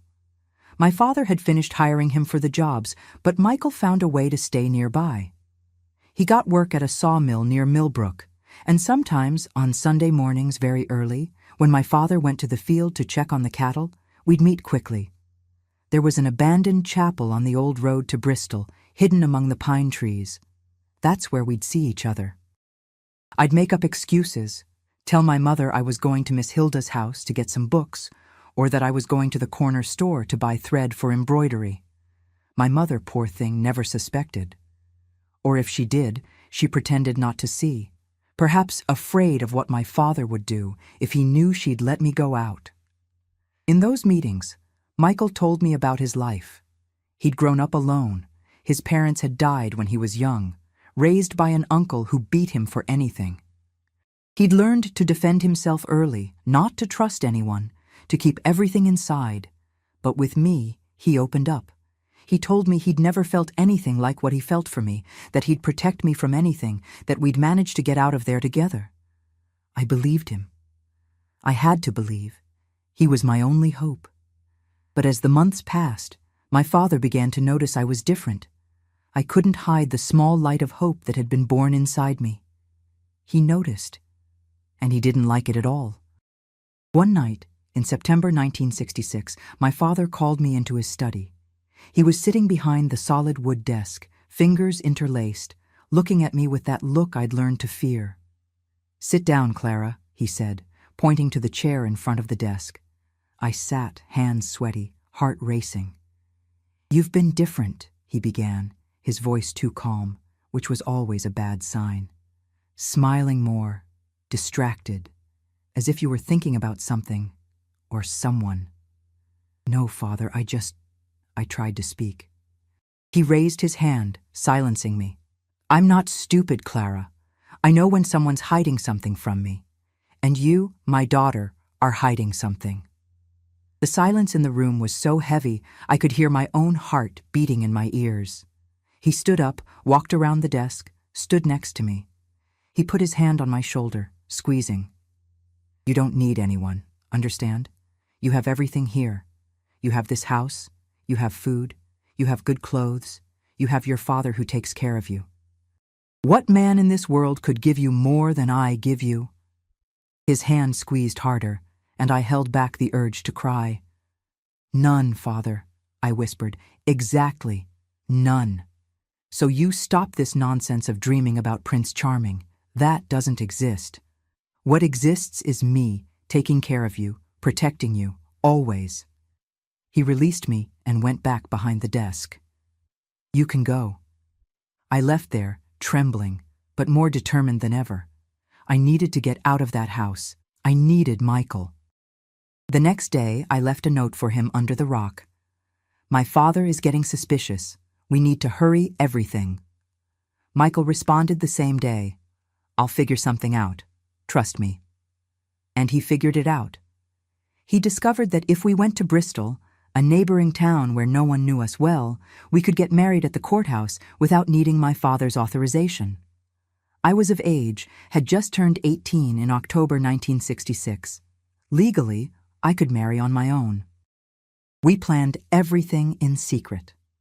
On January 15, 1967, a Monday with strong sun and blue sky, I told my mother I was going to Miss Hilda's house to spend the afternoon helping her organize some books. My mother nodded without looking into my eyes. To this day, I wonder if she knew, if she'd guessed my plan and let me go because, deep down, she wanted me to be free. I left the house with a small bundle hidden under my shawl. I had a change of clothes, my birth certificate that I'd stolen from my father's study drawer, and a photo of my mother. Just that. I left everything behind. Michael was waiting for me on the old road, near the little chapel, with a truck borrowed from a friend. We went straight to Bristol. At the courthouse, we signed the papers with trembling hands. I became Clara May Henderson Miller, wife of Michael James Miller. The clerk, a gentleman with a gray mustache, looked at us and said, "You running away from something?" Michael answered, his voice firm, "Yes, but now we're running away together." The man nodded and stamped the papers. "Then get going, and good luck." We left there married, but we knew the worst was yet to come. My father would find out. And when he did, he wouldn't accept it. Michael had rented a cabin in the mountains near Gatlinburg, in an isolated place, surrounded by pine trees and thick forest. He said we needed to stay hidden for a few days until things calmed down, until we could plan where we'd live, how we'd start over. We arrived at the cabin in the late afternoon. It was a simple wooden structure with a fireplace, a double bed, a small kitchen, and a porch with a view of the endless green of the mountains. It seemed like a dream. Finally, I was free. But that night, when I lay in bed next to Michael, I felt a tightness in my chest. A bad feeling, as if something was about to happen. Michael held my hand and said, "It's all okay now. You're safe with me." I wanted to believe. But deep down, I knew my father wouldn't let it go. He'd said so many times, "You're mine, always." And men like him didn't accept losing what they considered theirs. I didn't know that that same night, while the north wind whistled outside and the rain began to fall heavily on the roof, my father was already coming after me. He'd found out where I was, and he was coming to take me back. The storm started around 9 at night. The wind shook the cabin windows with a force that seemed to want to tear everything apart.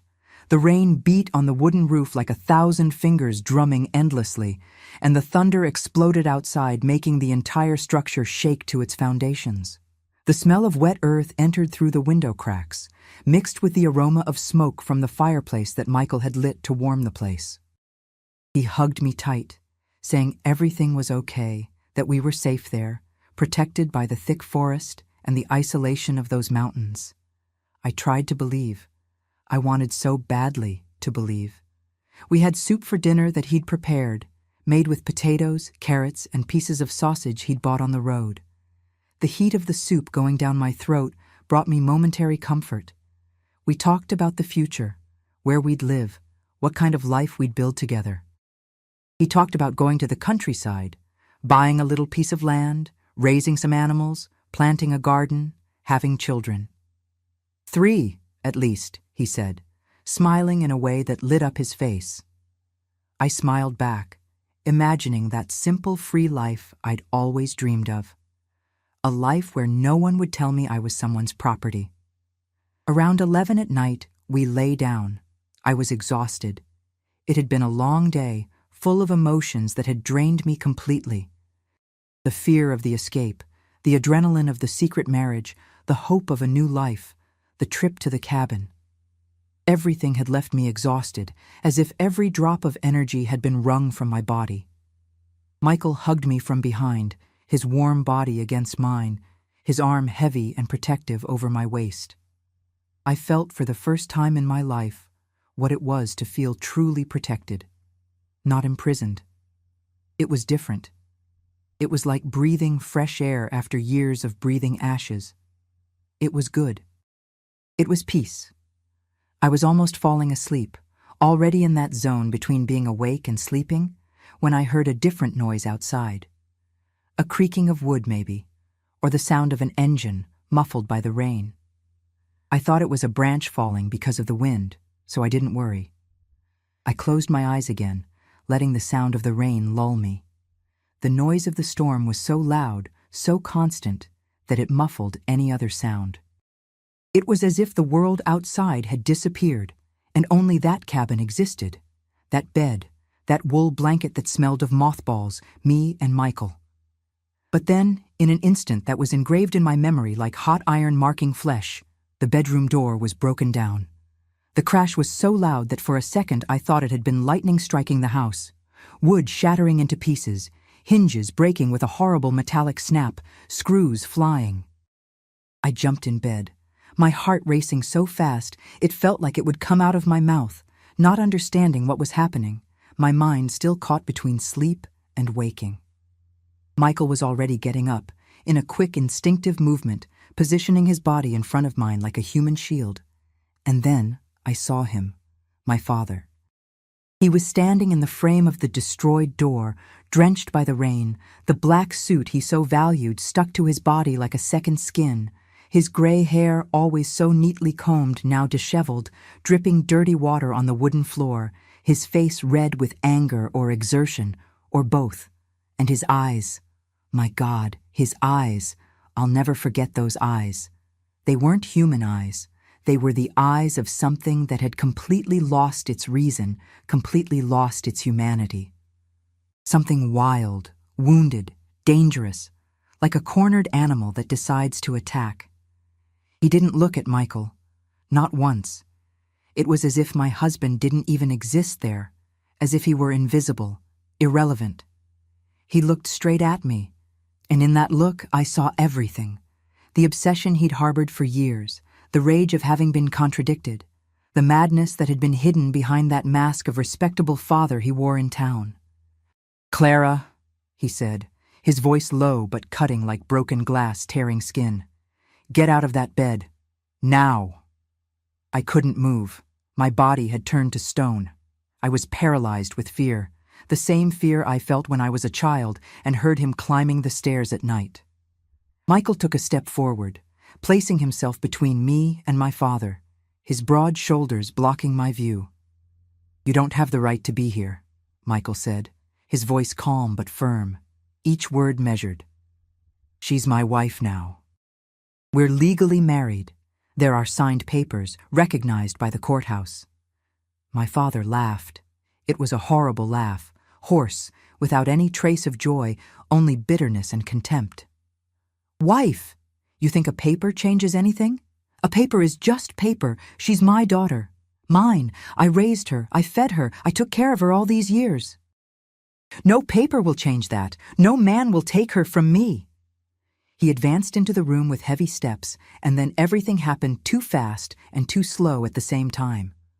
My father went right past Michael, or tried to pass, pushing him with his shoulder, and came straight to the bed like an enraged bull. He leaned over me and grabbed my long hair with both hands, wrapping the strands around his fingers, with such force that I felt my scalp burn with pain, as if it were on fire. I screamed. A scream that came from the depths of my soul, a scream of pure, primitive terror that I didn't even know existed inside me. "You're not going to give yourself to him," my father shouted, pulling my hair mercilessly, dragging me toward the edge of the bed, my body sliding over the sheets. "You're mine! No one touches what's mine! No one! You're going to come back home and forget this man exists!" I grabbed onto the sheets with absolute desperation, my nails digging into the fabric so hard I heard threads breaking, my whole body resisting, my legs kicking the air, trying to find support, but he was much stronger. He was pulling me, dragging me like I was a rag doll, and I felt like I was being torn apart inside. It wasn't just the physical pain of my hair being pulled out, whole locks coming out from the roots.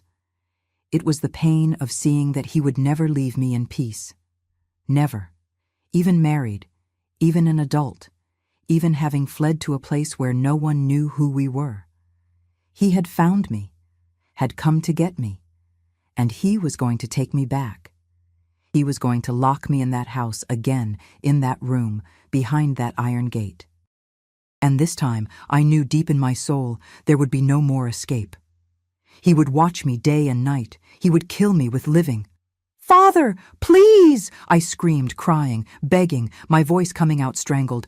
"Let me go! Let me go! Please!" But he didn't let go. He kept dragging me with that inhuman strength that rage gives people, and I kept holding on to the sheets that were already coming off the mattress, fighting, screaming, crying, feeling that my life had ended there. That everything had been useless. The escape, the marriage, the hope of being free, everything had been an illusion. I would never escape him. Never. "You're going to come back home with me," he said, snarling the words through clenched teeth. "And you're going to forget this man exists. Forget all of this ridiculous marriage, this pathetic escape, because you're not his. You never will be. You're my daughter, my girl, mine." In that moment, something inside me broke.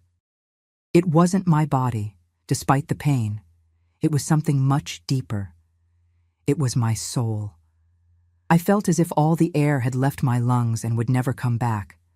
I felt like I was going to die there, in that cabin lost in the mountains, dragged by that man who should have protected me, but who, in reality, was my greatest tormentor, my greatest nightmare, the person who hurt me most in life.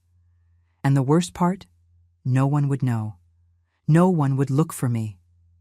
We were alone there. That's when I looked at Michael. He was standing a few steps away, recovering his balance after the push, and the expression on his face had completely changed. It was no longer the gentle, quiet man I knew, the one who spoke softly and smiled shyly. His eyes were dark, cold, empty of any emotion I could recognize. But at the same time, there was something burning deep down, way down deep. Something I couldn't name, but that gave me a chill that ran down my entire spine. He was no longer afraid. He was no longer hesitating. He was no longer measuring the consequences. He was decided, and in that endless second, while my father continued dragging me and I continued screaming and crying, I saw Michael move. It wasn't a hurried, desperate movement. It was calculated, precise, controlled, as if he'd done it 1,000 times before, as if some part of him that had been asleep had awakened. The storm outside continued roaring. The wind howled through the trees. The rain continued falling like a waterfall on the roof. And inside that isolated cabin in the middle of the mountains, surrounded by pine trees and darkness, something was about to happen. Something violent, something definitive, something that would change everything forever, something that would free me once and for all from that man. But I still didn't know the price that would be paid for that freedom. And I still didn't know who the man I'd married really was. What happened in the next few seconds changed my life forever. Michael didn't shout. He didn't panic. He didn't freeze in fear like most men would in the face of someone so furious and determined as my father. He moved with a calm that was almost supernatural, as if time had slowed down just for him, as if each movement had been planned in advance, rehearsed 1,000 times in some dark place in his mind. I saw everything happen as if I were watching from outside my own body. Fear had left me in that strange state where everything seems very sharp and very distant at the same time. He advanced, but it wasn't a clumsy advance of someone desperate trying to help. It was precise, calculated, professional. It was the advance of a predator that had observed its prey long enough and now finally decided to attack. His muscles moved with frightening efficiency, without waste of energy, without hesitation. He passed by me at a speed I could barely follow, and before my father could react or drag me one more inch, Michael grabbed his arm, the arm that held me by the hair, that caused me so much pain. Michael's fingers closed around my father's wrist like an iron vice, squeezing with a force I could see from the tensed muscles of his forearm. And I saw the expression on my father's face change. First, it was surprise, then discomfort. And then, when he finally really looked at Michael, it was fear, genuine fear. He'd finally looked at the man he'd underestimated, and what he saw in that face scared even him. A man who'd spent his life terrorizing others. Michael made a sharp, quick, precise movement, twisting my father's arm in a way that wasn't natural, forcing the joints beyond what they were made to withstand. And I heard. My God, I heard. A horrible crack, like a dry branch breaking under a heavy boot. Then another crack, right after, this one even louder. 2 places. My father's arm had broken in 2 different places. I could see, even in the dimness of the cabin lit only by the fireplace, the strange shape his arm had taken. My father let go of my hair immediately. His hands, the one that still worked, flew to his broken arm in an instinct to protect, to hold, to try to make the pain stop. He let out a scream I'd never heard come from that man. Never. In all the years I'd lived with him, in all the anger I'd seen in him, I'd never heard that sound. It wasn't a scream of rage or indignation. It was a scream of pure, uncontrollable, visceral, animal pain. The scream of someone who had been broken. He fell to his knees on the wooden floor of the cabin with a dull thud, still holding the arm that now hung at an absolutely wrong, horrible angle. The man who had always been so strong, so imposing, so terrifying in my entire life, was there on the floor at my feet, moaning in pain, reduced to absolutely nothing. I crawled back on the bed, still holding the crumpled sheets, trembling from head to toe, my teeth chattering, unable to fully process what was happening. My scalp burned terribly where he'd pulled me, locks of dark hair scattered on the white sheet like black silk threads torn from the roots. But I was free. He'd let me go. His hands were no longer on me. Michael didn't stop. He didn't hesitate for even a second. He bent down, grabbed my father by the collar of his soaked suit with one hand, the fabric making a wet sound when he grabbed it, and by the throat with the other. His fingers closed around my father's neck, and then, in a movement that seemed physically impossible, he lifted my father from the floor. He lifted a grown man, heavy, over 200 pounds, as if he weighed absolutely nothing. As if he were a rag doll. My father's feet hung in the air, kicking, desperately looking for support that didn't exist. His legs kicked the air uselessly. Michael pressed him against the wooden wall of the cabin with such force that I heard the wood crack, splitting under the impact of the body. Little splinters of wood fell to the floor. A small picture that was hanging nearby trembled and fell. The expression on Michael's face was something I'll never forget for the rest of my life. There was no anger there. There was no hatred. There was no satisfaction or pleasure. It was empty, completely empty, cold. It was the expression of someone who had done it so many times before that they felt nothing anymore. No emotion, no guilt, no doubt. It was the expression of someone truly dangerous. Much more dangerous than my father could ever dream of being. My father tried to speak, his mouth opening and closing, tried to breathe, choking. His hands, the one that still worked, and the one with the broken arm that he could barely move, scratching Michael's arm uselessly, nails scraping the fabric of his shirt, eyes wide, bulging from their sockets, full of absolute terror. For the first time in my entire life, I saw my father afraid. Truly afraid. Not anger disguised as fear, genuine fear. Fear of dying.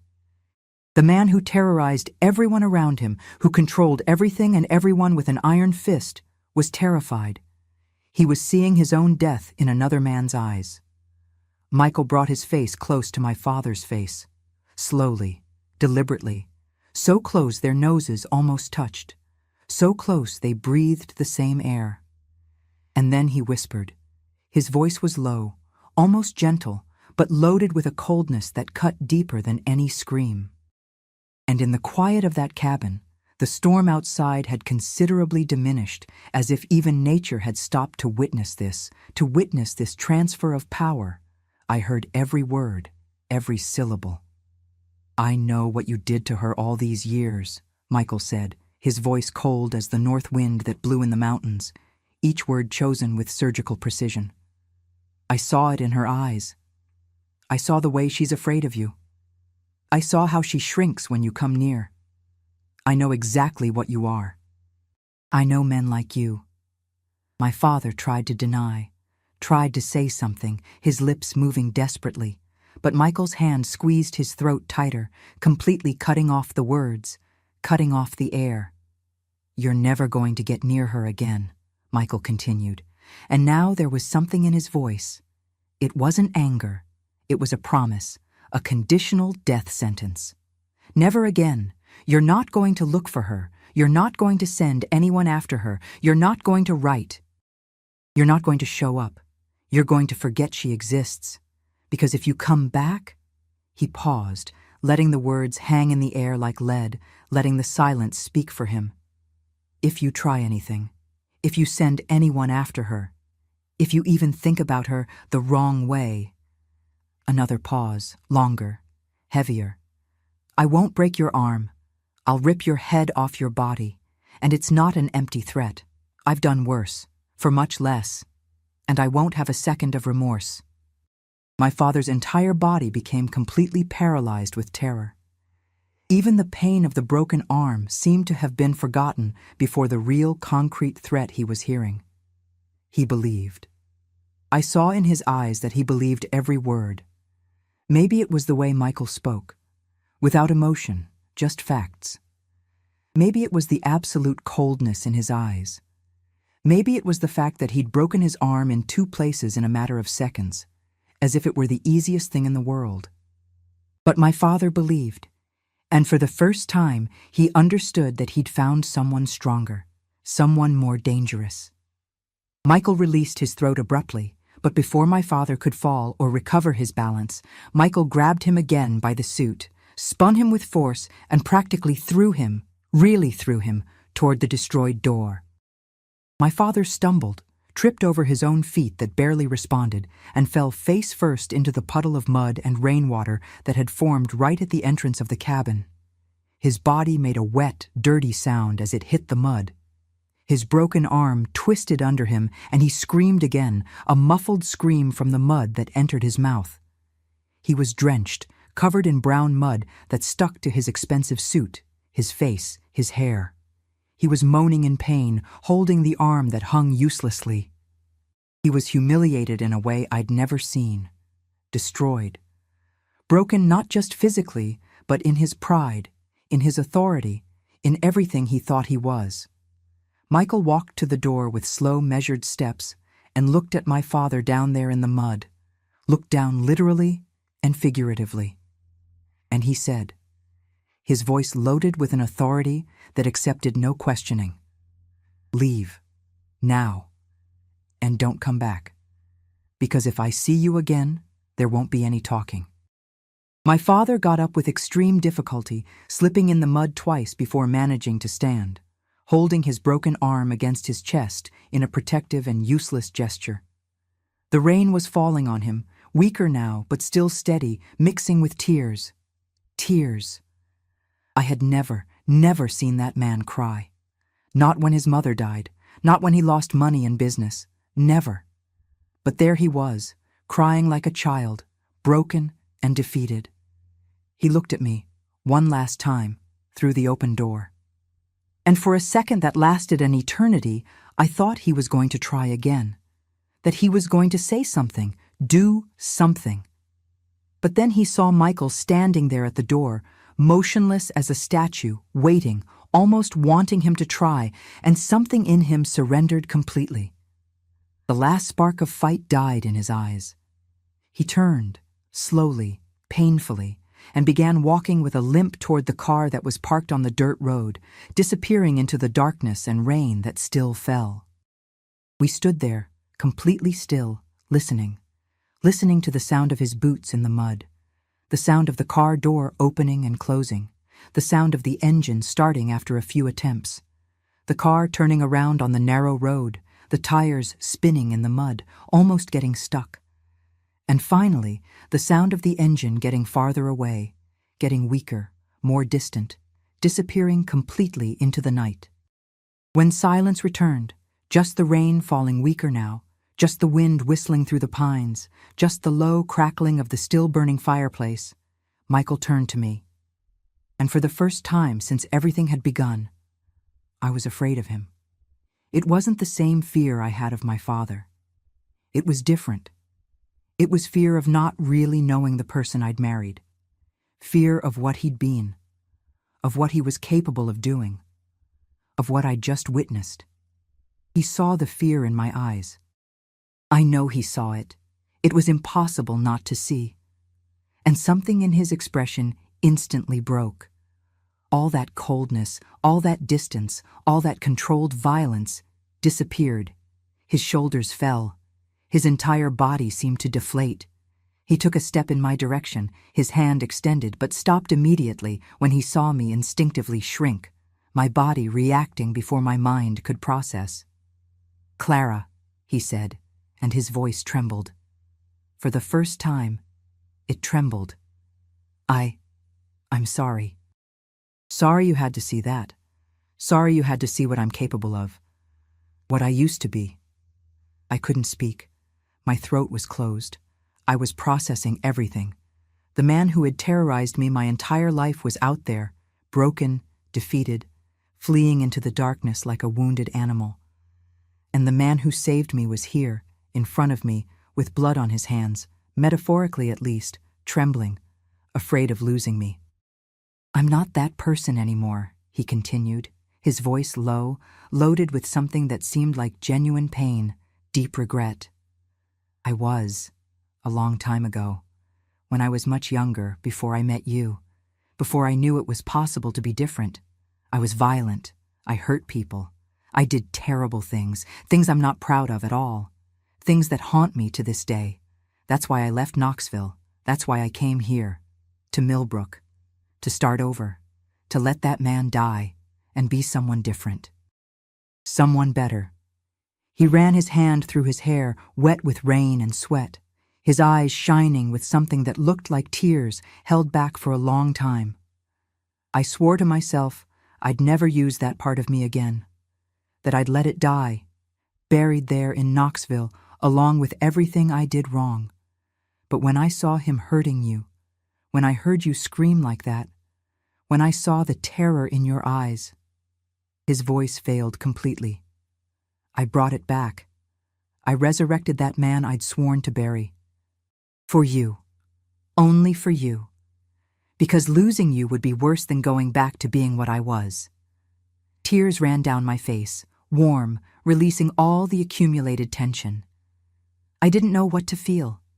Fear? Relief? Gratitude? Confusion? Maybe everything at the same time. Maybe no single feeling was enough to describe it. He won't come back, Michael said, his voice firmer now, more confident, returning to control. Men like him, when they meet someone stronger, someone more dangerous, they back down. They're only brave with those who are weaker. They only attack those who can't defend themselves. You're free from him now. Really, forever. And that's when it really hit me. I was free.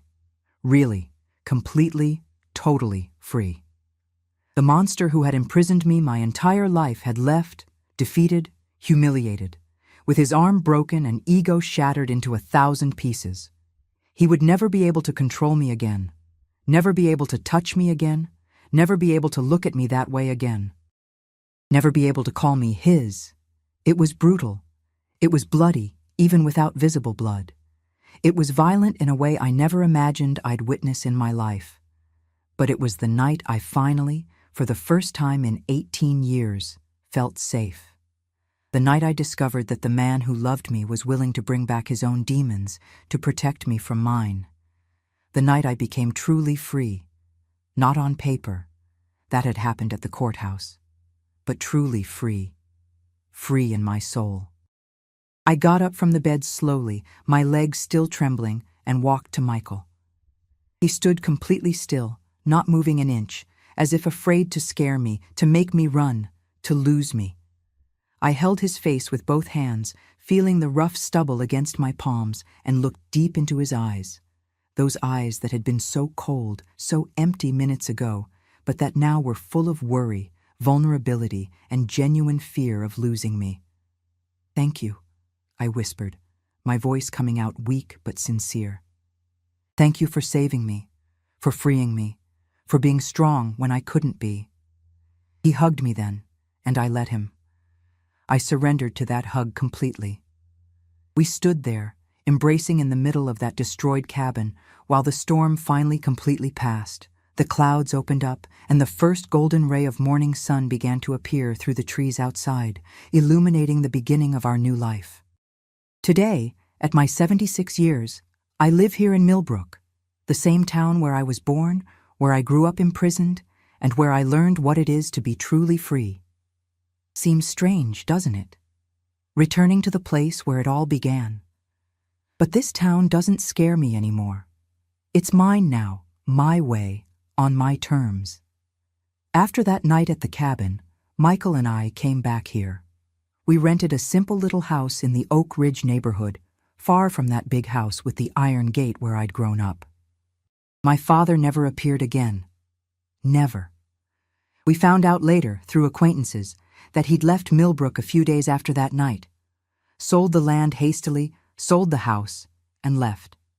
They say he went to the interior of Alabama, to a small town where no one knew him. He died about 10 years later, alone. When they told me, I felt nothing. Not relief, not sadness. Just nothing. That man had already died for me that stormy night. My mother, poor thing, stayed. She came to live with me and Michael a few years later. We never talked about what had happened. She never asked, and I never told. But I saw in her eyes a silent gratitude.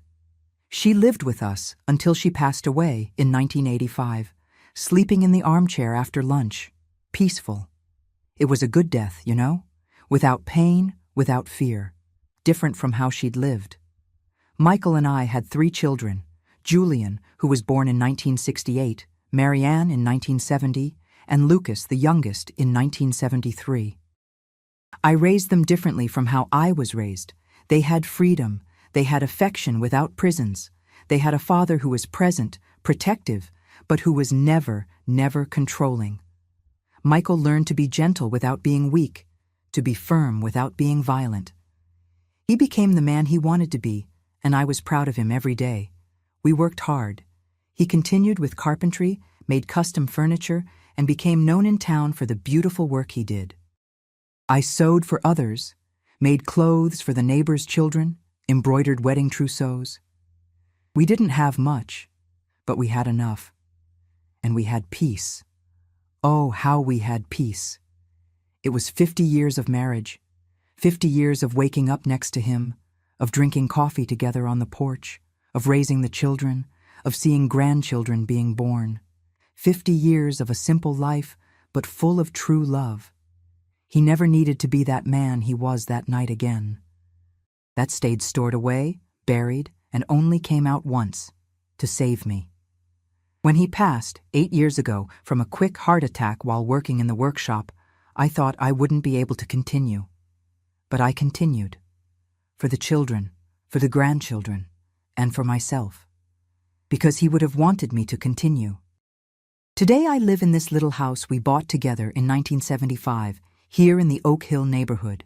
Yes, the same neighborhood where my father's house was, but on the other side, far away. It's a small wooden house with a little yard I love. I have my herb gardens I tend every day. The rosemary has grown so much it's become almost a bush.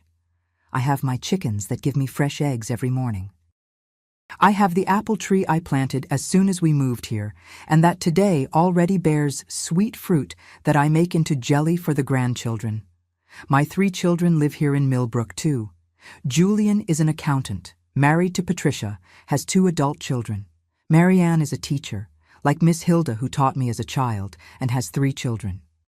Lucas is a mechanic, works with trucks, and has a daughter, Andrea, who's my most attached granddaughter, the one who taught me how to use the computer.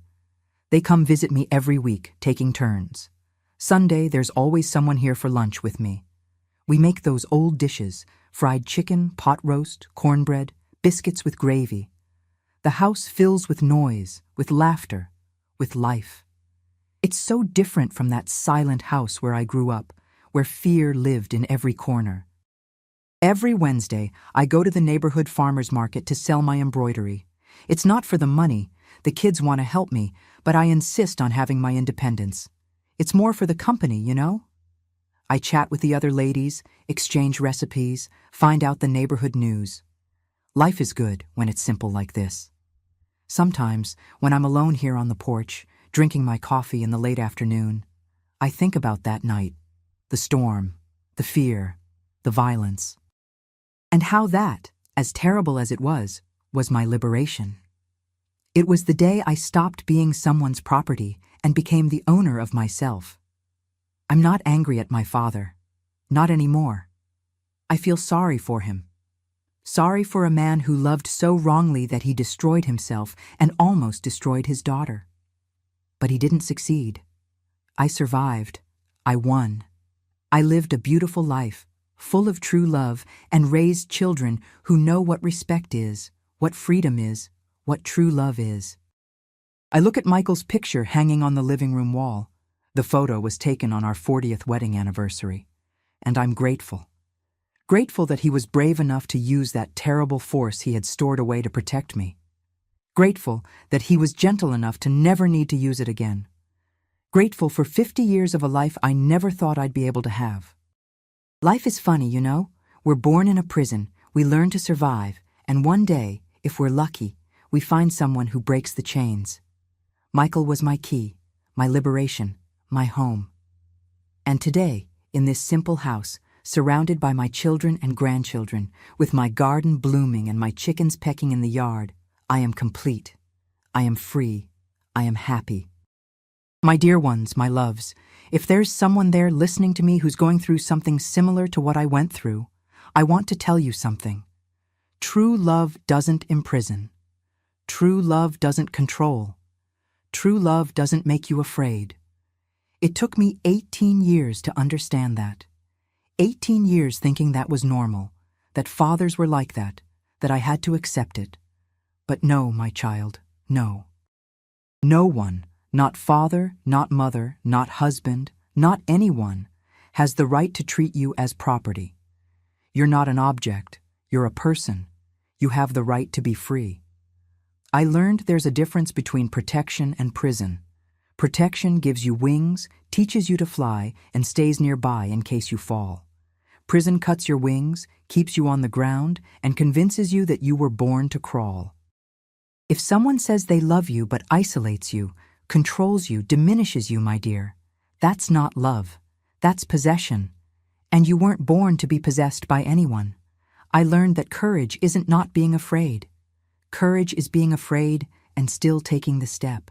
I was so afraid that Monday in January, when I signed those papers at the courthouse. My hands were shaking, but I signed. Because living with fear every day is worse than having courage for one day. I learned that sometimes liberation comes in forms we don't expect. It comes brutal, it comes violent, it comes painful. That stormy night was terrifying, but it was my liberation. And I'm not ashamed of having needed help. I'm not ashamed that someone had to be strong for me when I couldn't be. We don't need to be strong alone. We need to find those who are strong with us, not against us. I learned that starting over is possible. It's always possible. I started over at 18. You can start over at any age. It's never too late to choose freedom. It's never too late to choose life. If you're trapped in a house where they control you, where they diminish you, where they make you feel worthless, listen to what this grandma is saying. You're worth everything. You deserve to be free. And there are people ready to help you. There are authorities, there are organizations, there are people who understand. You don't have to suffer alone. And if you know someone who's in that situation, don't pretend you don't see. Extend your hand. Sometimes a word, a gesture, an open door can save a life, can be the difference between staying trapped and finally being free. I had 50 years of happiness after a night of terror. 50 years, 3 children, grandchildren, a life full of true love. It was worth every tear, every fear, every pain. Because today, I am free, and you can be too. Now, my dear ones, I need to make a very special, very important request. If this story touched your heart, if you understood the message, if you feel you need to share this with someone who needs to hear it, I beg you, subscribe to this channel now and turn on the notification bell. Because every week I come here to tell stories of overcoming, of liberation, of women who won. And maybe the next story is exactly what you or someone you love needs to hear to have the courage to take the first step toward freedom. And leave me a comment down below with just one word. Free. Just that word. Free. So I know you watched until the end, that you understood, that you're with me in this chain of liberation and hope. Commenting is quick, it costs nothing, but it means the world to this grandma here. Do it now. Don't wait even one more minute. Because maybe tomorrow you'll meet someone who needs to hear these words and you'll be able to share this video. You'll be able to be the key that opens someone's prison. Thank you for listening to me. Thank you for being here. And remember, you are free. You deserve to be free. And I'm rooting for each and every one of you. A big hug from this grandma here. Until the next story.